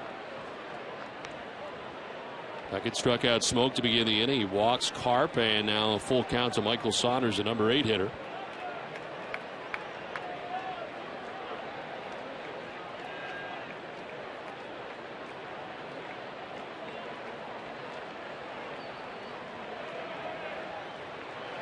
Saunders strikes out. 9 Ks for Beckett. It's a season high. 2 down. May have helped him out a little bit on that swing. Looked like the ball was down and out of the strike zone. I would like to take a look in the Amica pit zone. It was, but Saunders taking a rip at it, and the second time he has struck out on the fastball from Beckett today. Bobby Valentine said before the game he likes to see strikeouts from his pitches. Well, he's seeing some today. 2 down in the 5th inning. Yonori Kawasaki hits a fly ball to center field. Sweeney is camped, and he puts it away. Halfway through this one, Josh Beckett and the Red Sox have a 3-0 lead.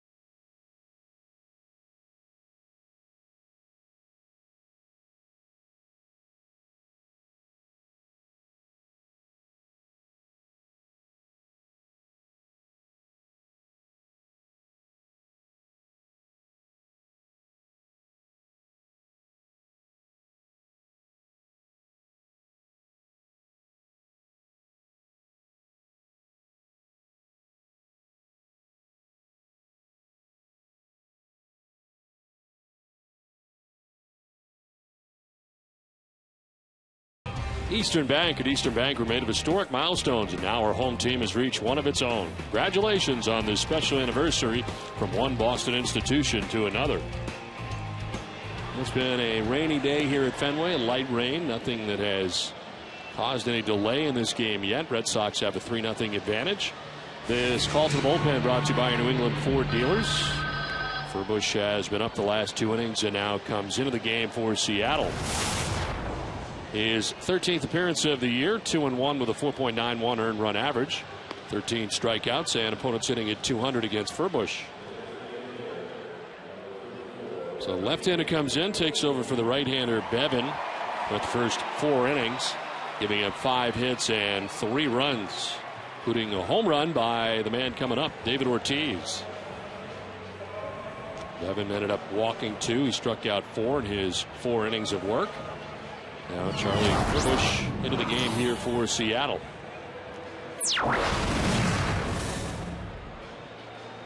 It'll be Ortiz, Gonzalez, and Middlebrooks expected to bat here in the bottom of the 5th inning.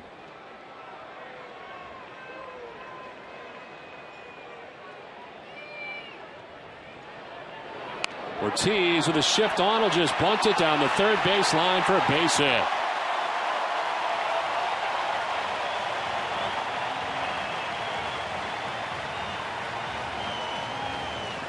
Now, David, giving it away early, squaring around almost like a sacrifice, but I mean, there's nobody there. All you've got to do is bunt the ball to the left side of the infield. You got yourself a base hit. Don't mind him doing that, especially with nobody on base.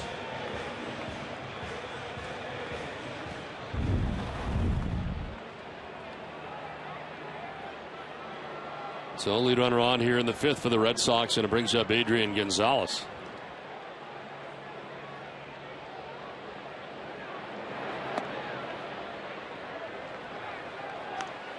Adrian today walked in the 1st inning, struck out looking in the 3rd inning. Left-handed batter is hitting at just 150 against Furbush this season, 3 for 20.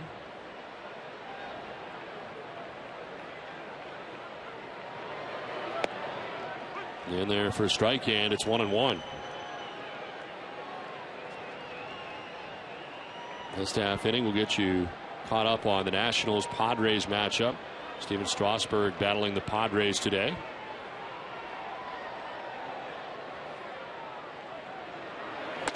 One is inside. 2-1.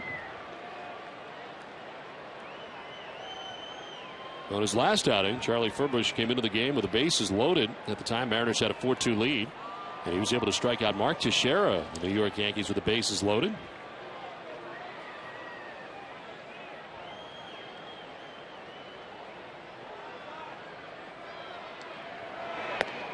That is on the outside corner, and it's 2-2 now to Adrian. Kind of a nasty pitch here by Furbush. Certainly one you don't want to be swinging at, and one you don't want to see with 2 strikes on you.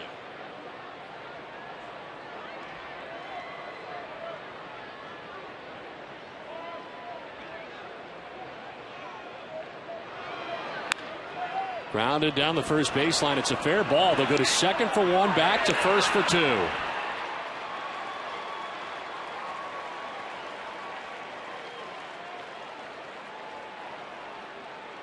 Did they not get David? Did they come off the bag too soon? They had a couple of options here. Tag first and then go for the tag play at second. Oh, he did come off soon. Yeah, he came off real soon.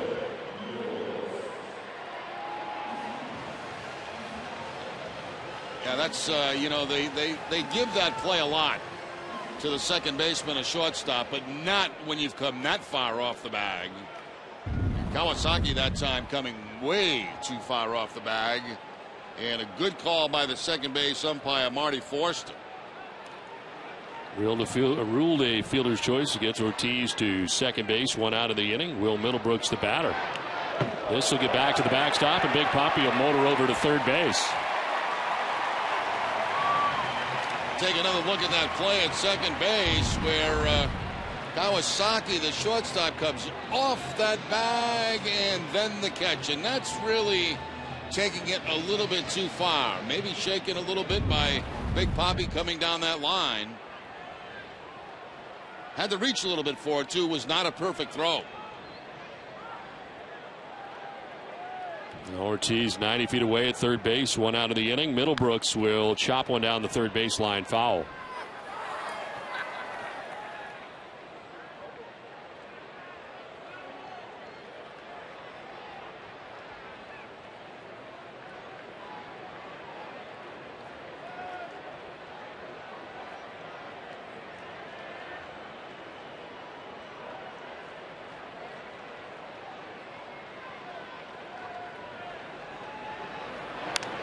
Fouled off to the right, and it's 1-2.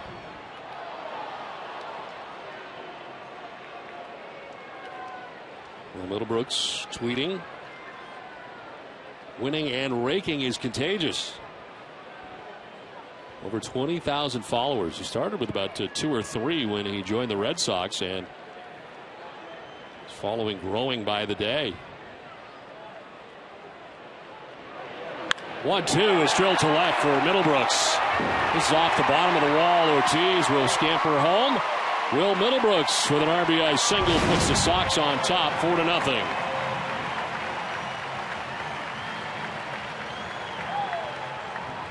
His sick raking continues, Jerry. It certainly does, and it's on a breaking ball, too, that's down in the zone. Down and in, and Middlebrooks right down with it. Rifles it to the wall in left field.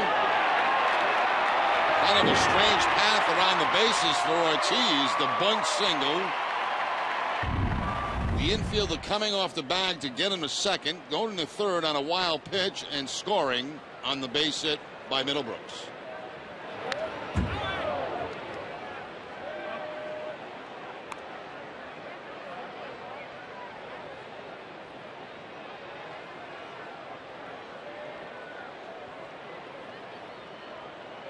12th game for Will Middlebrooks, who's had at least one hit in 10 of the 12 games that he has played in.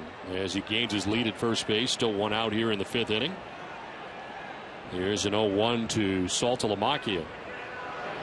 JARROD will pop it up left side of the infield. Kawasaki, the shortstop, makes the catch, and there's 2 outs.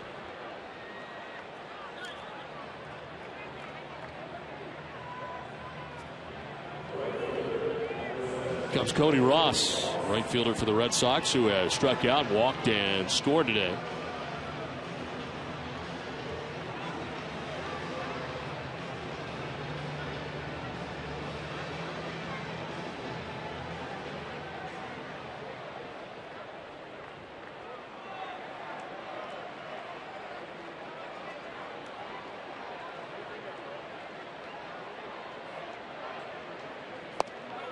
In there for strike 1.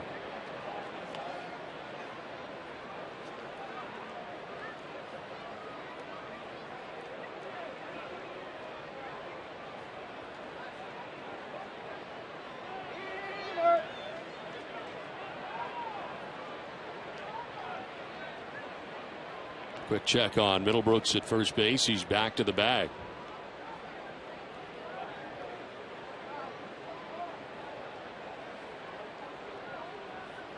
For the fans who are just arriving home from work today, we'll get you caught up next half inning on what you've missed here today. The pregame ceremony, Tim Wakefield Day here at Fenway Park. Throw to first, and Middlebrooks was guessing, and he'll still get there. Bad throw. Justin Smoak's throw to ACKLEY, the second baseman, pulls him off the bag, and it is a stolen base for Will Middlebrooks. They had it figured out, but cannot convert. Well, let's see where Middlebrooks runs. He's toward the inside of the bag, and that's going to cause Smoak to throw it even farther inside so he doesn't hit him in the back. And it pulls the second baseman well off the bag. A little bit sloppy in the infield this inning for the Mariners, who have been playing very good defense all season long. A 1 pitch, Ross may have gone. It looked like he punched at it. He did, according to Eric Cooper. And it's 0-2 now to Ross.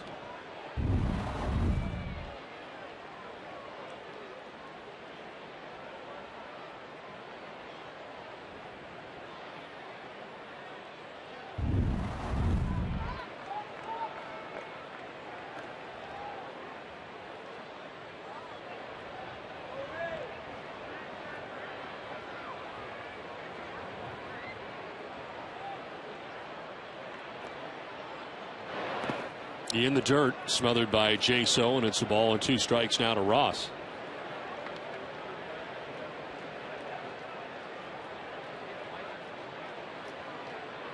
Red Sox have a run here in the bottom of the 5th inning. They've scored in each of the last 3 innings now. Run in the 3rd, 2 in the 4th, 1 so far in the 5th. Middlebrooks in scoring position at second base.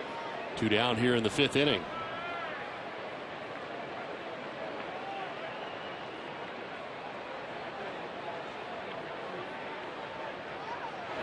Ross on an inside out swing, lifts it to short right. In comes Ichiro on the run into the slide to make the catch. Nice play by Ichiro. It ends things here in the 5th inning. Come back and check out Wake's ceremony from Fenway. It's 4-0 Boston.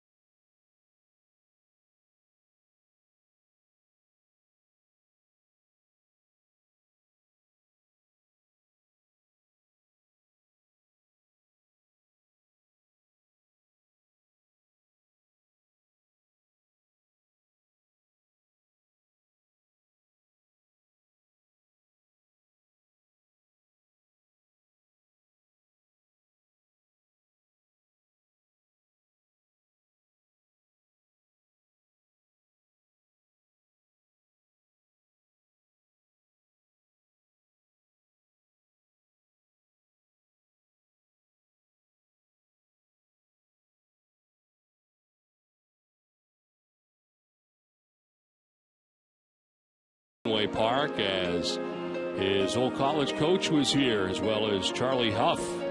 Mike Timlin was here to celebrate along with Tim Wakefield. David Ortiz spoke to the crowd, and Tim gets his own chair here from Fenway. But most importantly for Tim, the Wakefield Warriors came out to see him. And so much of his charity work off the field. And his old catcher, Doug Mirabelli, in the house as well. A dramatic style, as he did when he returned after his trade to the San Diego Padres. Red Sox bring him back, and police car just to get here in time to catch for real. And today, theatrically returning in a police car. This is down to first base. Adrian Gonzalez, a little bobble, but he's got it. And he tags the bag as Ackley is retired. That Mirabelli day, wasn't that the same day that Johnny Damon came back for the first time? Same day. Same day. Mirabelli made his way in just in time to catch Tim Wakefield. Now, Doug, you can hear us from where you are. I'm sure you can. You had a tough time walking in from center field. I bet he can't, because he would have reacted to that. Let's run some sort of 7-second delay. He would have had something for you, Jerry, but he's got nothing. So I guess he can't. He's got nothing. Yeah.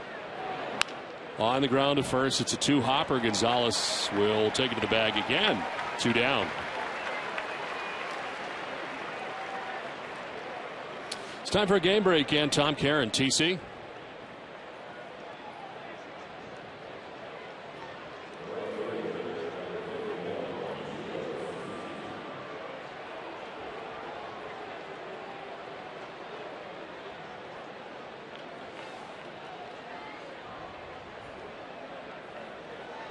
All right, Jerry. Thank you, Tom. It's all right, Don. A lot of people bumbling around in my head right now. I got Jerry, I got Tom. I was going to ask you a question. Let me first thank Tom. Okay. How much have you seen of Bryce Harper so far? Not much at all. No? I really have not, except on some highlights. That game was on in the Red Sox clubhouse. It was raining quite hard there earlier today, but it looked like the sun came out and ended up being a nice day. But they say he's got everything, don't they? He certainly does, and now starting to show some power for the first time at the major league level. 2 home runs in the last 24 hours. The fact that he's 19 is pretty incredible.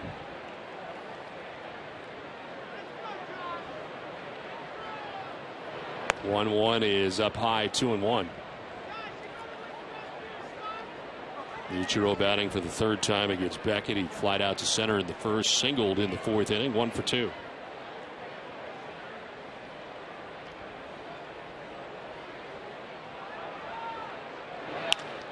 Up the middle, ranging is Aviles. He will twist and fire, but now with Ichiro running too quick. Still getting down the line very well as Ichiro Suzuki beats it out. Nice bid, though, by Mike Aviles. Certainly was. Once it got by Beckett, though, even though Aviles comes up with a very nice play, you're not going to get Ichiro at first base. There's a reason that guy gets 200 hits a year, and a lot of them are infield hits just like this.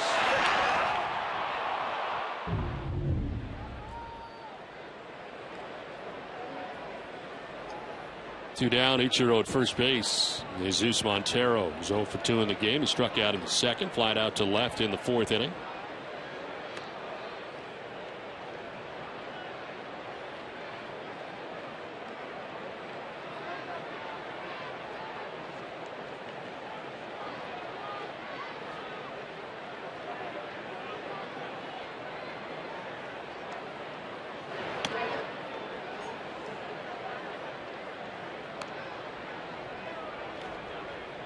Montero coming from the Yankees to Seattle, and the Michael Pineda deal, and Pineda will not pitch this year for the New York Yankees, as Montero kind of developing here at the major league level now for Seattle. Chance to play on a daily basis. 1-0 off the end of the bat, and that one over by Red Sox bat boy. Well, Doug Mirabelli, May 1st, 2006, this was the same. Doug arriving in uniform, ready to go. He got dressed in the state trooper's car on the way in, and just in time to catch Tim Wakefield. It was something out of a movie.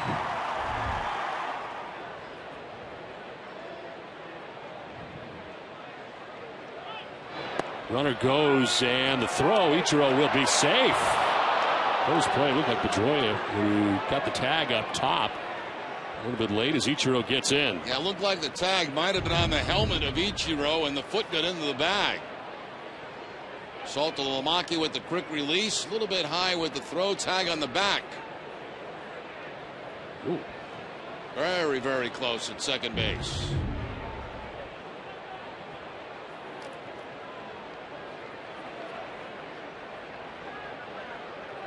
Runner at second, 2 down. Montero with a count of 2-1. Ichiro's taken off for third. There'll be no throw this time. And easily taking third as steals second, out third base. And very quickly picks up his 4th, then his 5th steal of the season. Has not been caught. Nobody with 2 outs paying attention to Ichiro, and he just kind of cruises into third base.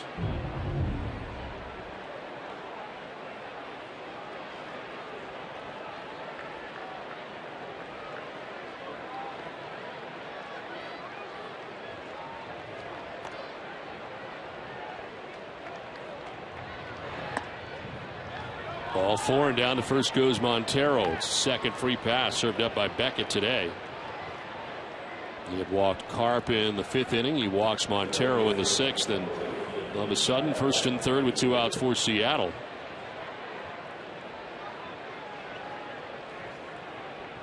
Well, coming up immediately following the game, stay with us for WB Mason's Red Sox Extra Innings Live. TC, Peter, and Jenny.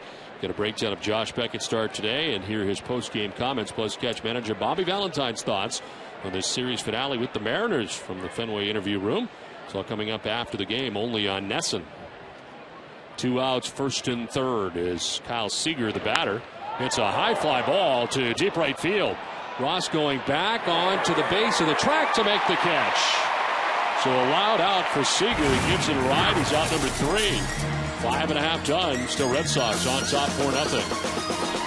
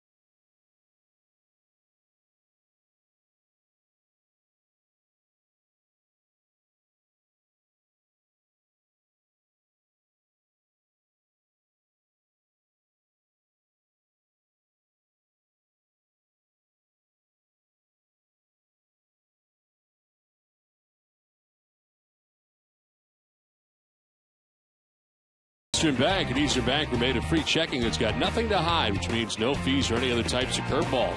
Check out what else we're made of at easternbank.com. Bottom of the 6th inning back at Fenway Park. Each ball will be destroyed.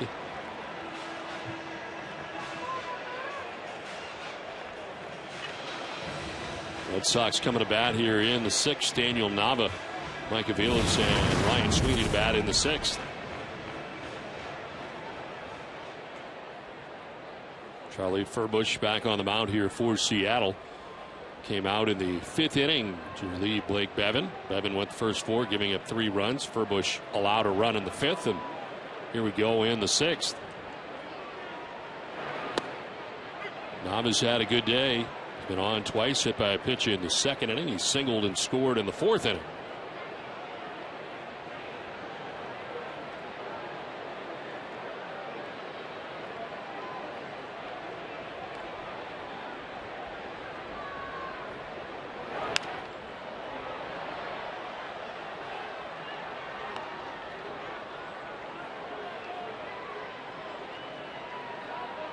Red Sox traveling to St. Petersburg, Florida after the game today.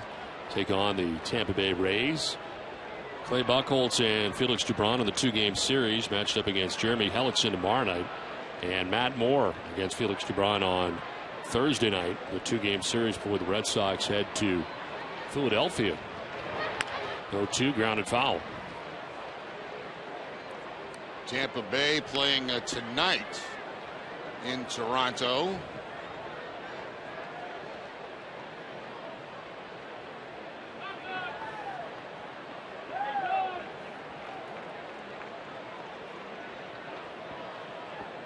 It's not exactly right around the corner, Toronto to Tampa.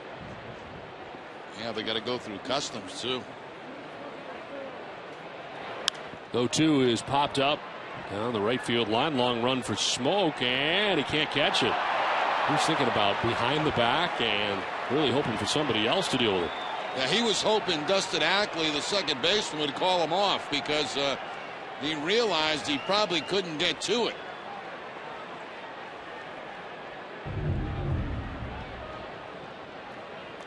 There goes Smoak. He's hoping for some help from his second baseman as the breeze starts to blow it back toward the second baseman, but he was really nowhere in the vicinity.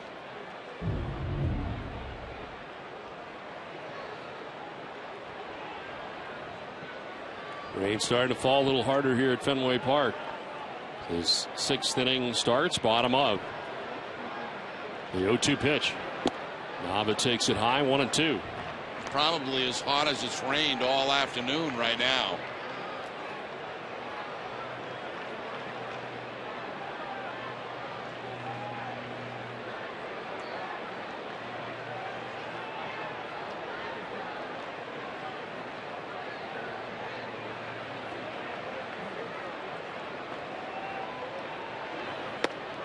Inside, 2-2.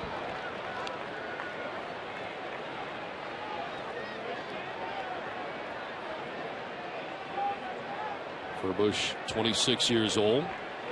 Got him in a trade with Casper Wells for Doug Fister. Deal made at the trade deadline last year. 2-2 is lined and caught at first base by Smoak. Let's check in with Jenny Dell.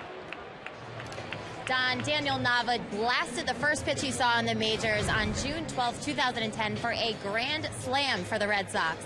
Later that season, against the Tampa Bay Rays, he stepped up to the plate and was greeted by catcher Kelly Shopik. A couple years ago, Shop was with the Rays, and I stepped in the box, and he goes, "Hey, you're that guy who hit that home run the first pitch." I'm like, "Yeah." He goes, "Well, you really haven't done much since then," in terms of like hitting another one. So I don't even know if he remembers that, but I think it was just a joke. I started laughing. I was like, "Yeah, it's true. I can't really say anything to that." So when I hit that one, it was just like, thank God I'm not going to have just one. That's all I was thinking about. I wasn't expecting. I wasn't trying to. It just happened. Kelly Shopik answered, "When guys are first coming in or coming up, I try to do my best. Like people treated me, to make those guys really understand how special it is to be here." Don, after 23 months and 205 plate appearances, Nava went deep for the second time for his second career home run last night. All right, Jenny, thanks very much. This one is on the ground. A lot of spin on it as it heads out to Ackley at second base. He will quickly retire Aviles at first base. And there's 2 down here in the 6th inning. Yeah, tough to beat hitting a grand slam in the first pitch you see in the majors. Yeah, I think much is expected of you after that, too. Yes. Prolific home run hitter after that. Yeah. It took him a little while to get his second.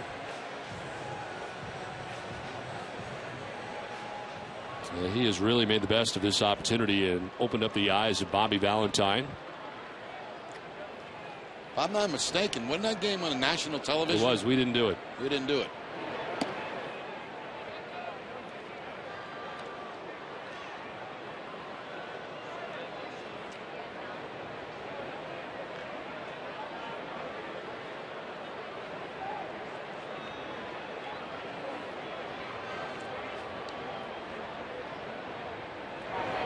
Sweeney gets tied up inside, and it is 2-0. There's more action for Seattle. Steve Delabar is warming in the pen.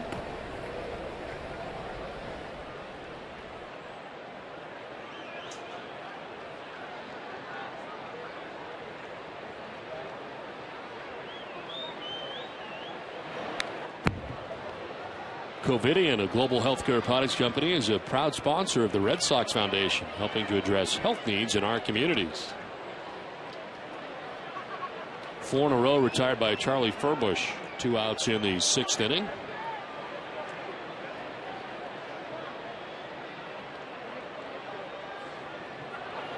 Sweeney will take strike 2.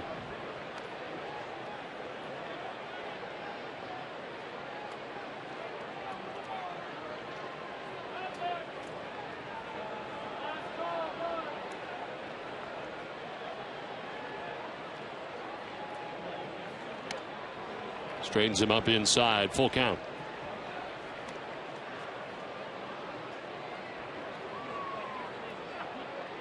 Starter today for the Mariners. 4 innings on 5 hits and 3 runs. He walked 2, struck out 4.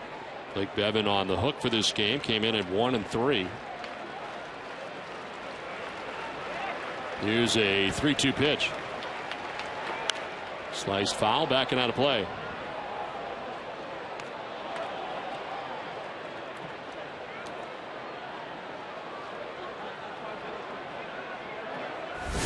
Dustin Pedroia waiting on deck.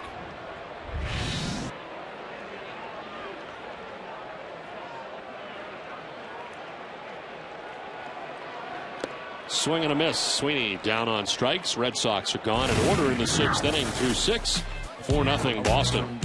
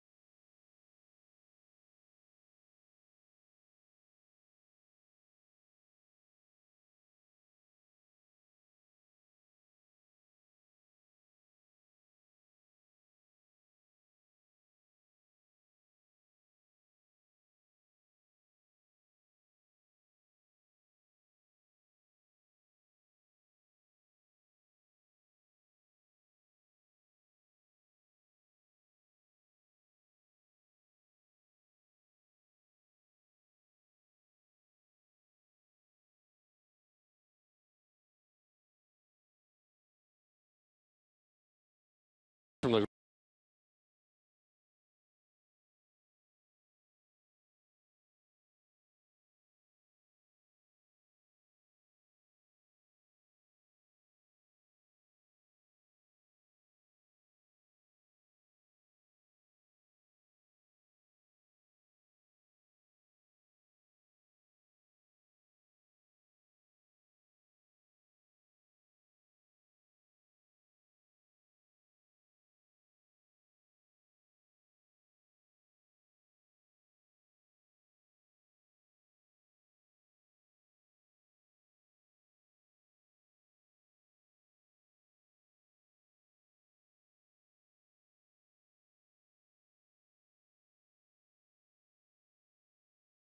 first pitch presented by Farm Families of Cabot Creamery Cooperative and VermontVacation.com with TC Eck and Jenny.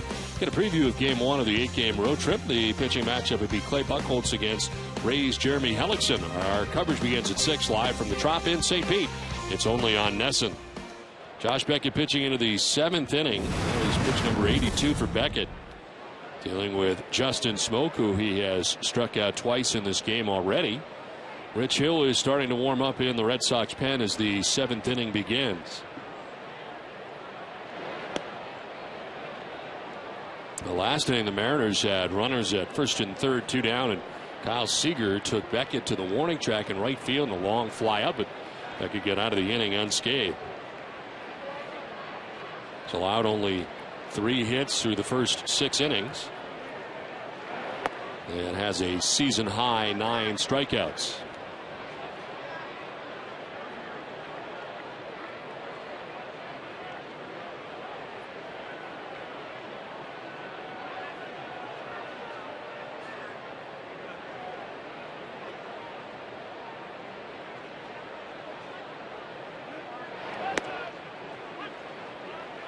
There's a strike, 3-1 to SMOAK. Will be followed by Mike CARP and Michael Saunders here in the 7th inning.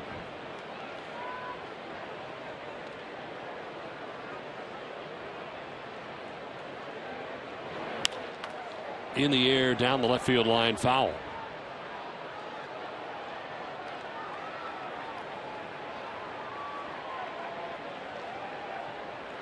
SMOAK, 25 years old. Last year with Seattle, finished up the year hitting at .234, 15 homers, 55 runs batted in.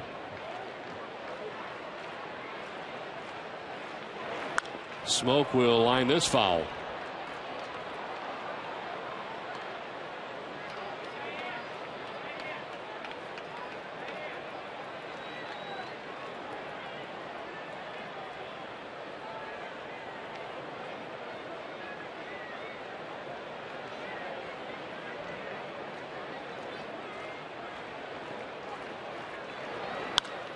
To right, and Ross back a step or two.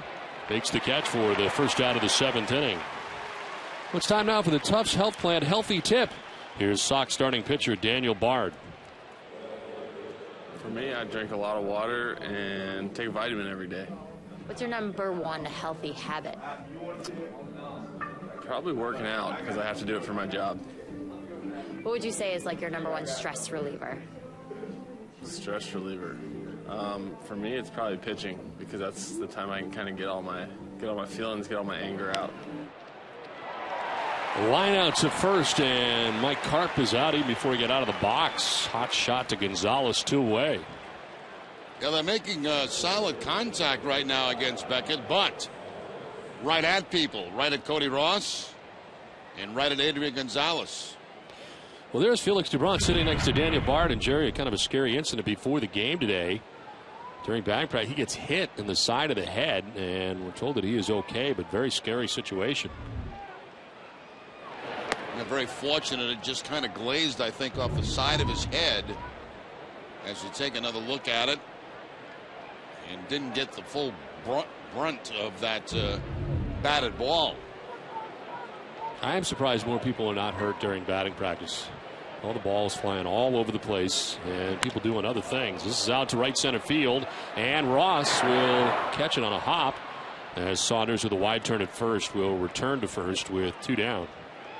As you get guys getting grounders, you got guys working on things in the outfield, all kinds of stuff. Balls flying all over the place, and every now and again something like that happens. And Felix Dubron, the Red Sox, very fortunate it wasn't worse than it was. It seems like it's more of the time in the outfield too, because a lot of times they're out there doing different things, playing catch, shagging and stuff like that. Infielders a lot of times are taking ground balls, and the fungo hitters are conscious of when the guy's making contact, and obviously they don't hit fungos at that time. But it happens more, it seems like, in the outfield.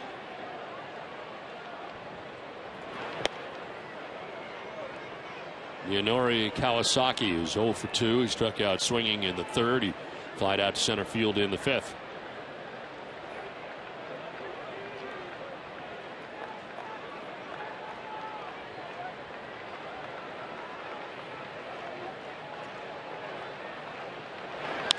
On the ground right side, Pedroia will go to first and end the top of the 7th inning.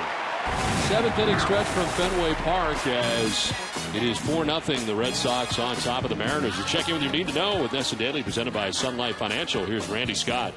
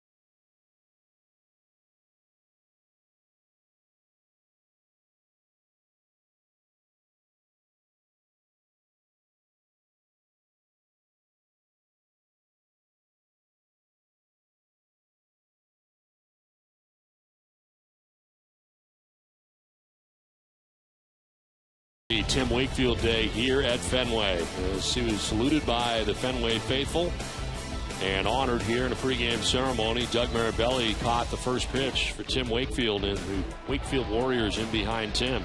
David Ortiz, part of the 4-run attack for the Red Sox. David Ortiz with a home run. Gets a scoring start in the third inning, his 8th home run of the year. As Josh Beckett goes the first 7 innings of this game, throws 93 pitches. Bobby Valentine over to shake his hand in between innings. And it looks like Beckett is done today, and a very good performance for Josh Beckett. As Bobby Valentine over to shake his hand, 93 pitches. 7 innings, 4 hits, no runs. He walks 2, strikes out 9. That's a season high in the strikeout category. Pedroia hits a fly ball to right field. Ichiro looking up into the raindrops. Will make the catch for the first out of the 7th inning. Rain falling harder here at Fenway Park than it has, I think, all day. New pitcher is Steve Delabar. 3rd pitcher of the day for the Mariners. 19th appearance already, 1-0 with a 4.32 earned run average.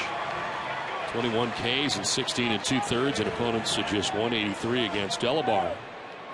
Takes over for Charlie Furbush. 2 innings, giving up 2 hits and a run. Didn't walk anybody and struck out a batter. Ortiz fouls it off.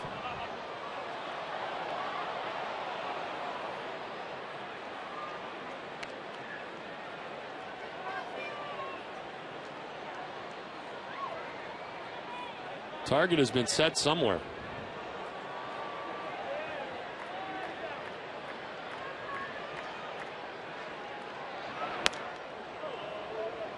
Did he go? No, says Tim Timmons, third base umpire, and it's a ball and a strike.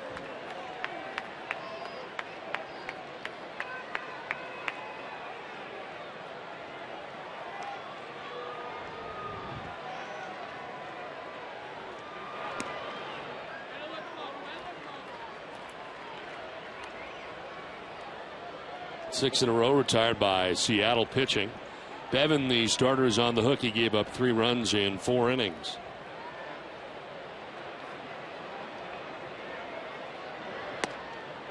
Outside, 3-1.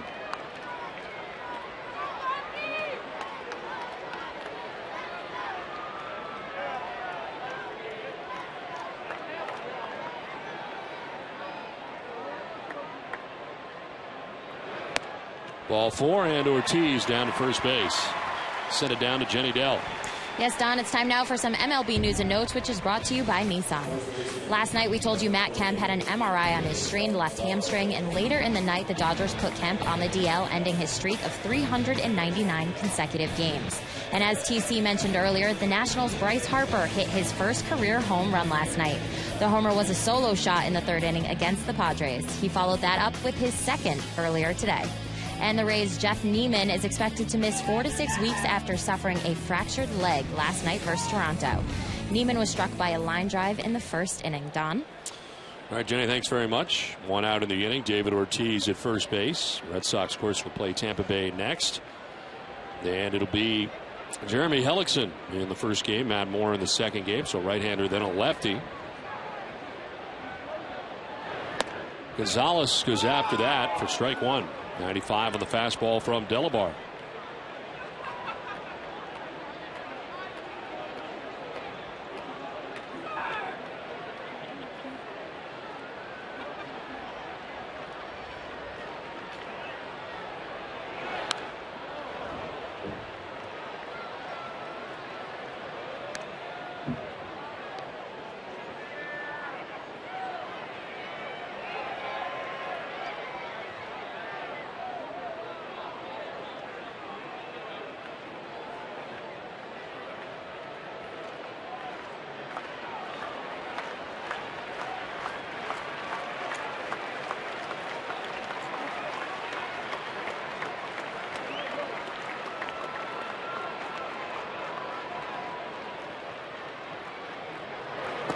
Swing and a miss, and Gonzalez strikes out.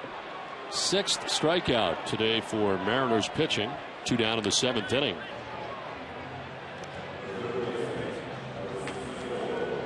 Hess and Hess Express are proud sponsors of the Red Sox and the Red Sox on Nesson during the 2012 season. Hess and Hess Express will donate $500 to the Red Sox Foundation for every Red Sox home run. Hess and Hess Express, committed to helping the cause. 2 outs here in the 7th inning. David Ortiz at first base, held on by Justin Smoak. Will Middlebrooks is the batter as he takes ball 1. Middlebrooks singled his last time up, stole a base, drove in a run. 14 RBIs now for Will Middlebrooks.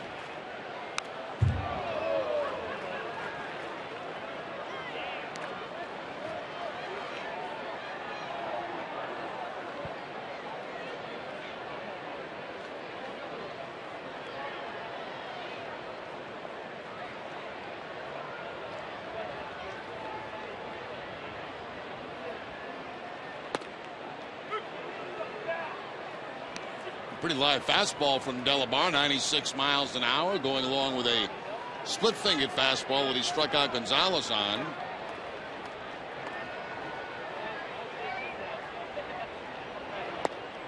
Swing and a miss, and he gets back-to-back Ks of Gonzalez and Middlebrooks to end the 7th inning. Through 7, 4-0 Boston.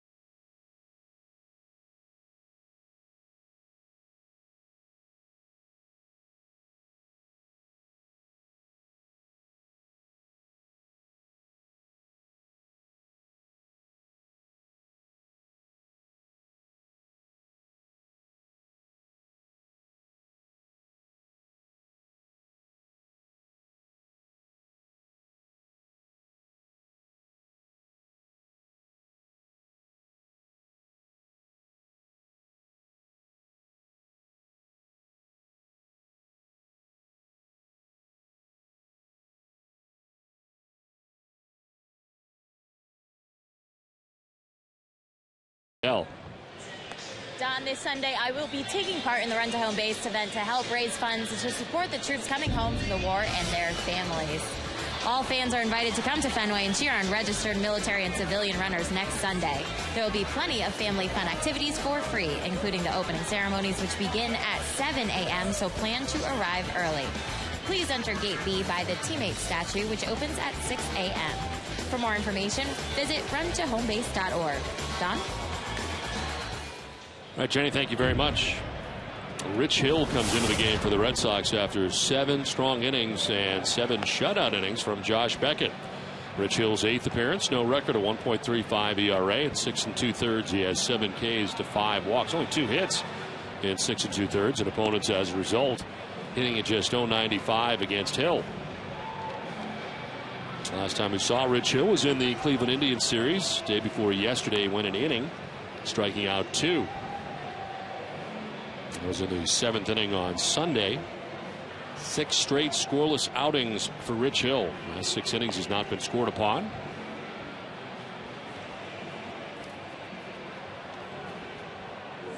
See 2 great games this season with the 2012 Double Play Packs. Create your own unique package by pairing seats for an exciting summer weekend date with a game early in the season. Get your Double Play Packs tickets at redsox.com/doubleplay. Action in the Mariners bullpen, Tom Wilhelmsen. Already seen Charlie Furbush and Steve Delabar out of the pen for the Mariners, their starter. Blake Bevan went the first 4 innings. Here we are at rainy Fenway in the top of the 8th inning. And the top of the Mariners order, Dustin Ackley leading it off.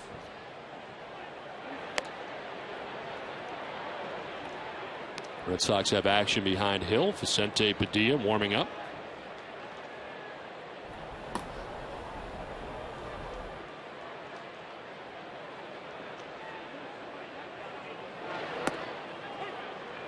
That's a strike, and it's 2-1 to Ackley.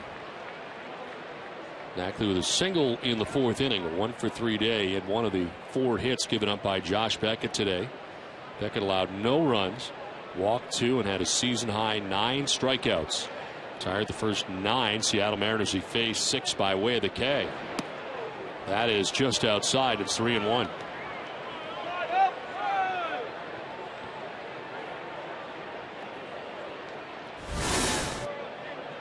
John Jaso, then Ichiro Suzuki here in the 8th for the M's.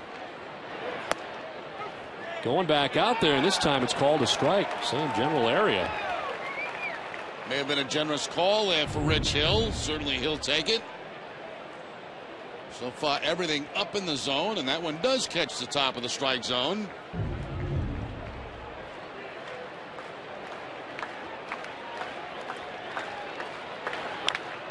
Fly ball to right field. Cody Ross will head over a few steps to his right and handle out number 1 of the 8th. It's time now for a look at the road ahead, brought to you by Safeco Insurance. Tomorrow, Red Sox begin their first 3-city trip of the season in Tampa Bay. Boston will hope this series goes as well as the 4-game set in April that saw the Sox take 3 out of 4 from the Rays. Boston outscored Tampa 31-12 in the series, hitting .321 as a team with 7 home runs. Our live coverage of this series begins tomorrow at 6 with the Red Sox first pitch. Strike 1 from Rich Hill into John Jaso, catcher for the Mariners.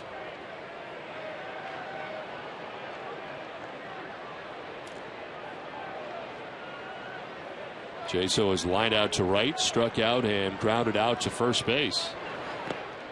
All of that, of course, was against Josh Beckett today.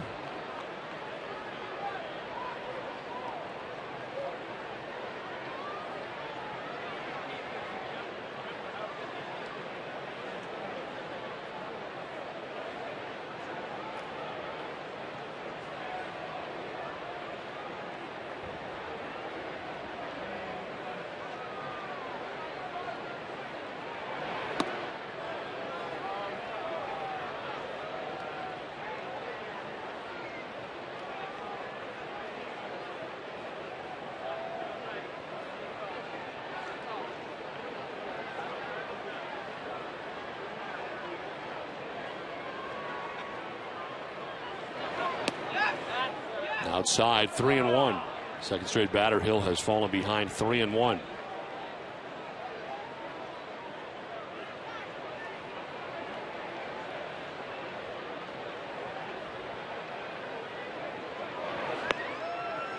In there for strike 2, full count.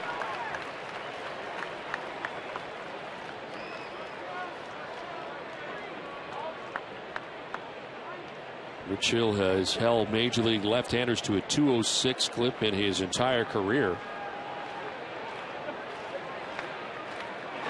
3-2 is on the ground right side. Pedroia to his left. 2 down in the 8th. Well, both outs in this inning for Hill, coming on the breaking ball. Even on a 3-2 count, goes back to the breaking ball, and the result, the ground ball to Pedroia.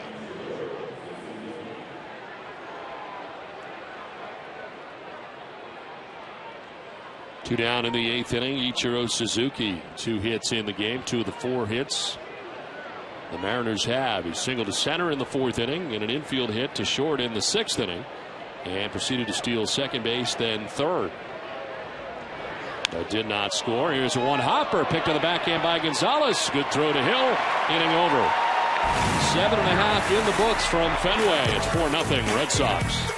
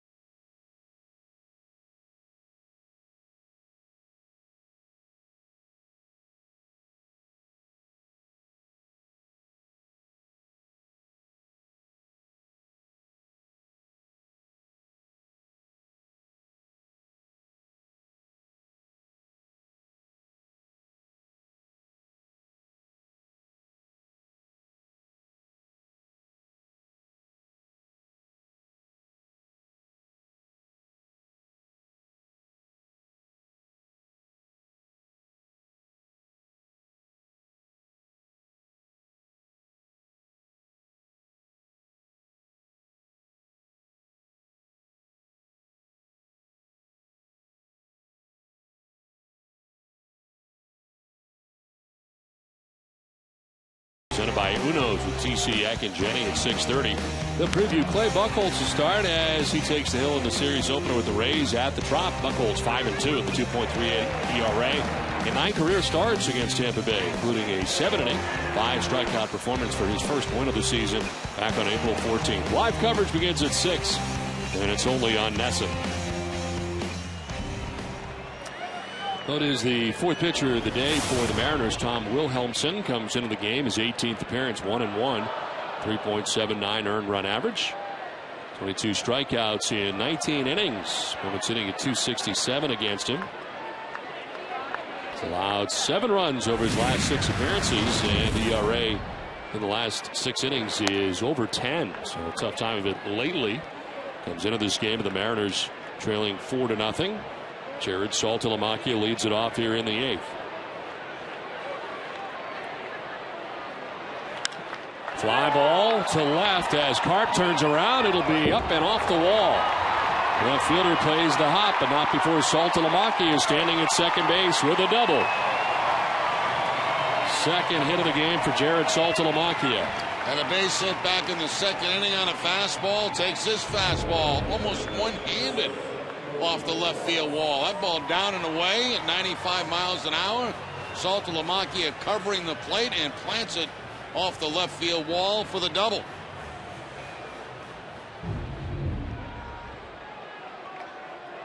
So SALTALAMACCHIA at second base to get the 8th inning started. Cody Ross, the batter. He has struck out, walked, and flied to right. Curveball drops in there for strike 1. That pitch completely fooled Cody Ross, as we see Aceves loosening in the Red Sox bullpen.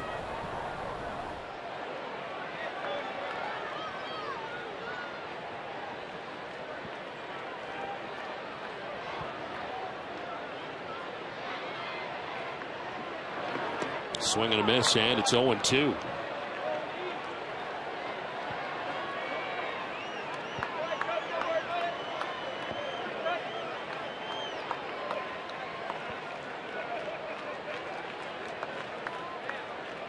On deck, Daniel Nava. Red Sox batting in the 8th, enjoying a 4-0 advantage.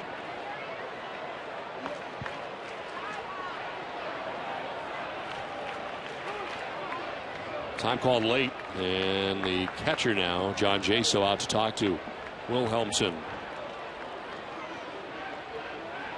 Well, some tweets. Very important question for Jerry Rim. What type of knot does Jerry use to tie his necktie? This is actually from you, I guess. You know, I don't know. I have no idea what kind of knot I use. I have trouble making ties. Yours are pre-knotted, are they not? Well, they make them once, and then that's it. That's it. I don't never undo them. I don't undo them until it's time to dry clean them in the off season. So you don't make your own knot. This is in the air to right as Ichiro comes in a step or two and makes the catch for the first down. Now you always have a tight little small. Yeah, that's all I know how to do. But how do you do that with a thick tie? That's what I don't get. Well, this is. Well, it's not that thin, but yeah, that's. I only know one way to do it. Yeah. And it is tight. It's small. And some of the ties is really tight. Really small. Yeah. Yeah. That's your look, though. That's your thing. It's the only way I know how to do it. Yeah. I really never, I just go around and in and out. And then pop it through. So. Oh, I've got some ties that have been tied for years. Yeah. They some that I don't wear very often. Mm-hmm. And you forget to dry clean them in the off season. They kind of hang there in the tie rack. They're out of the rotation. Yeah, I don't know what the rotation is. My wife takes care of that stuff. I can't put an outfit together. Does she actually tie the original tie, or does Eastern Clothing do that for you? Sometimes Eastern Clothing does it for me, but I do some. But if the nice people at Eastern Clothing, John and company, can do it, I prefer they do it because they make nice knots. But I'm not real good at it. I'm not a tie kind of guy, really, You're uncomfortable in a tie. Kind of like Ted Williams. He didn't like wearing ties either, did he? No, never. Not at never all. Wore a tie. Never wore a tie. No.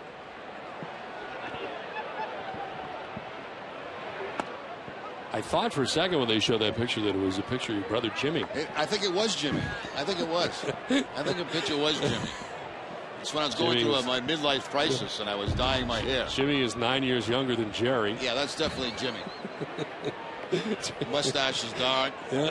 Here's Dart. Yeah, I was going through that crisis that time, you know, where You bought the Corvette. And no, I the 0-2 is in there for strike 3 to Nava. That's 9 strikeouts in the game for Mariners pitching.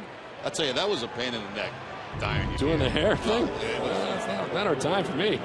There's the breaking ball right there for the strikeout. But what was the problem? How often did you have to do it to keep it going? At least once every 2 weeks during the season. Really? You know, because the mustache would go gray too. Oh. So you dabble that up too, you know, to make it. And I look so much younger. I mean, I look 20 years younger. It was unbelievable. But I said, the heck with it. I can't keep up with this anymore. And now I realize how stupid I look. This one is fouled back. I didn't think you looked stupid. I thought you looked younger. So what are you saying? I look old now? No, you look fine now. You look like you did. You look like you. Yeah, I mean, that's my age. Yeah. Nice grab. Yeah, one-handed. Very nice.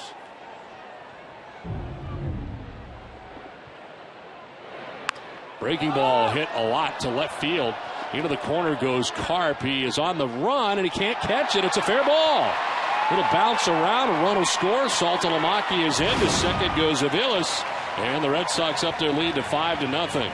That's a tough corner to run into if you're Mike Carp. Not only do you not catch that ball after running a long way, it lands fair. Yeah, exactly right. And that's the second double of the afternoon for AVILES. We're going to be able to follow this right down the line. And Carp coming up a little bit short. He goes into that feet first slide. Can't get the glove on it. So 2 doubles and 2 RBI this afternoon for AVILES. So 2 down, AVILES at second base. Sweeney fouling it back. 0 for 4 in the top spot in the Red Sox order.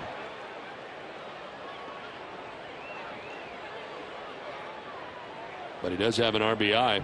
Sweeney grounded out in the 4th to pick up an RBI.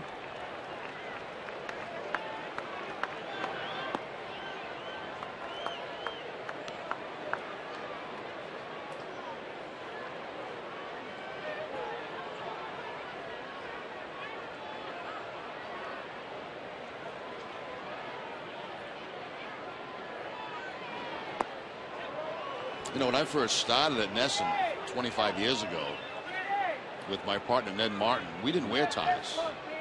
Comfortable all the time, just casual. Just very casual look, and got a little too casual with Ned there for a while, and that's what I think changed the ties. Was it the safari jacket, as I recall, that Ned had, that he liked to wear a lot? Yeah.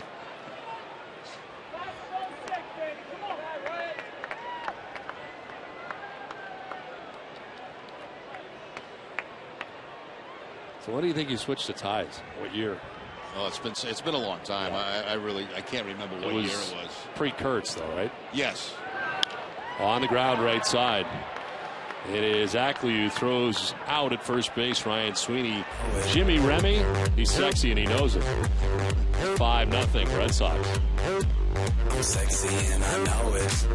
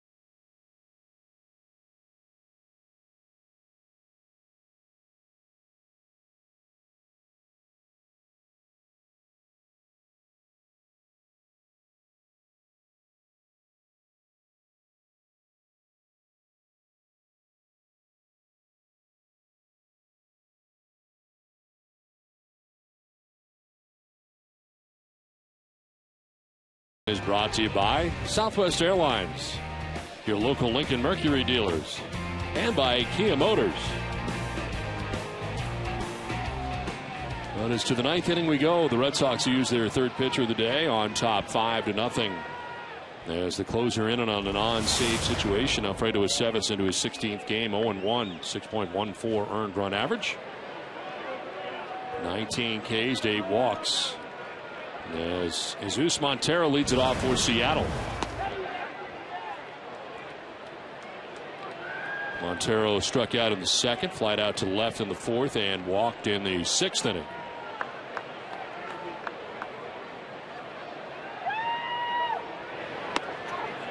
On the corner, and it's a ball and a strike. Rich Hill pitched the eighth at a 1-2-3 eighth inning after 7 shutout innings from Josh Beckett.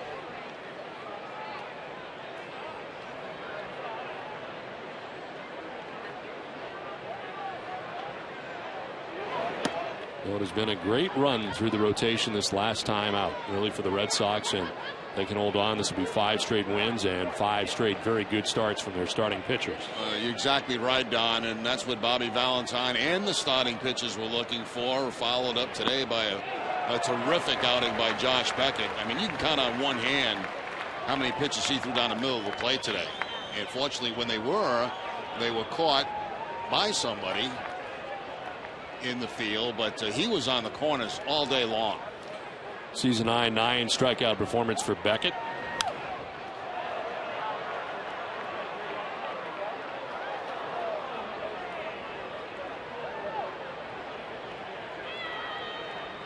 Montero, Seager, and Smoak expected to bat here in the ninth inning against Aceves.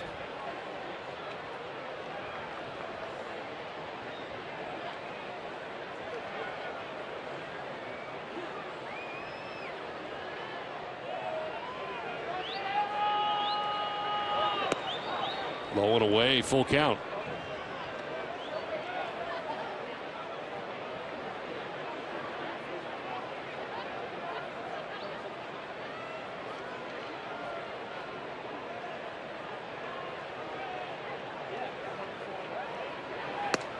In there for strike 3. Montero strikes out for the first out of the ninth inning. Well, that totally surprised Montero. He didn't expect to get a breaking ball on the 3-2 count. He's sitting just on a fastball, and there's the breaking ball again. A little flinch by Montero. Second time he's done that today. He did it once against Beckett. One down in the ninth inning, and it brings up Kyle Seager.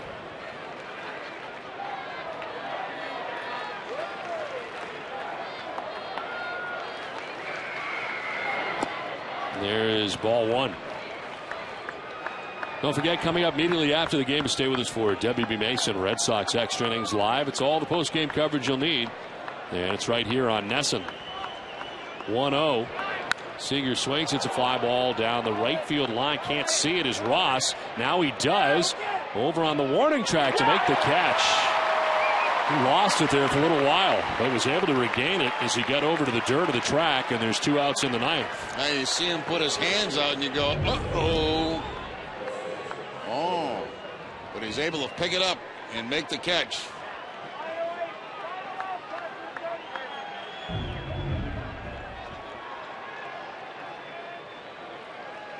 Two down in the ninth.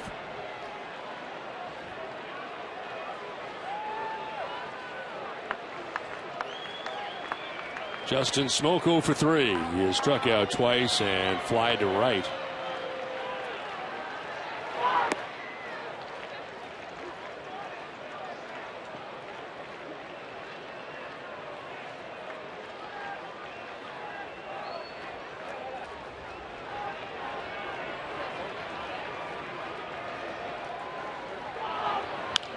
On the ground to first. Gonzalez will play the hop.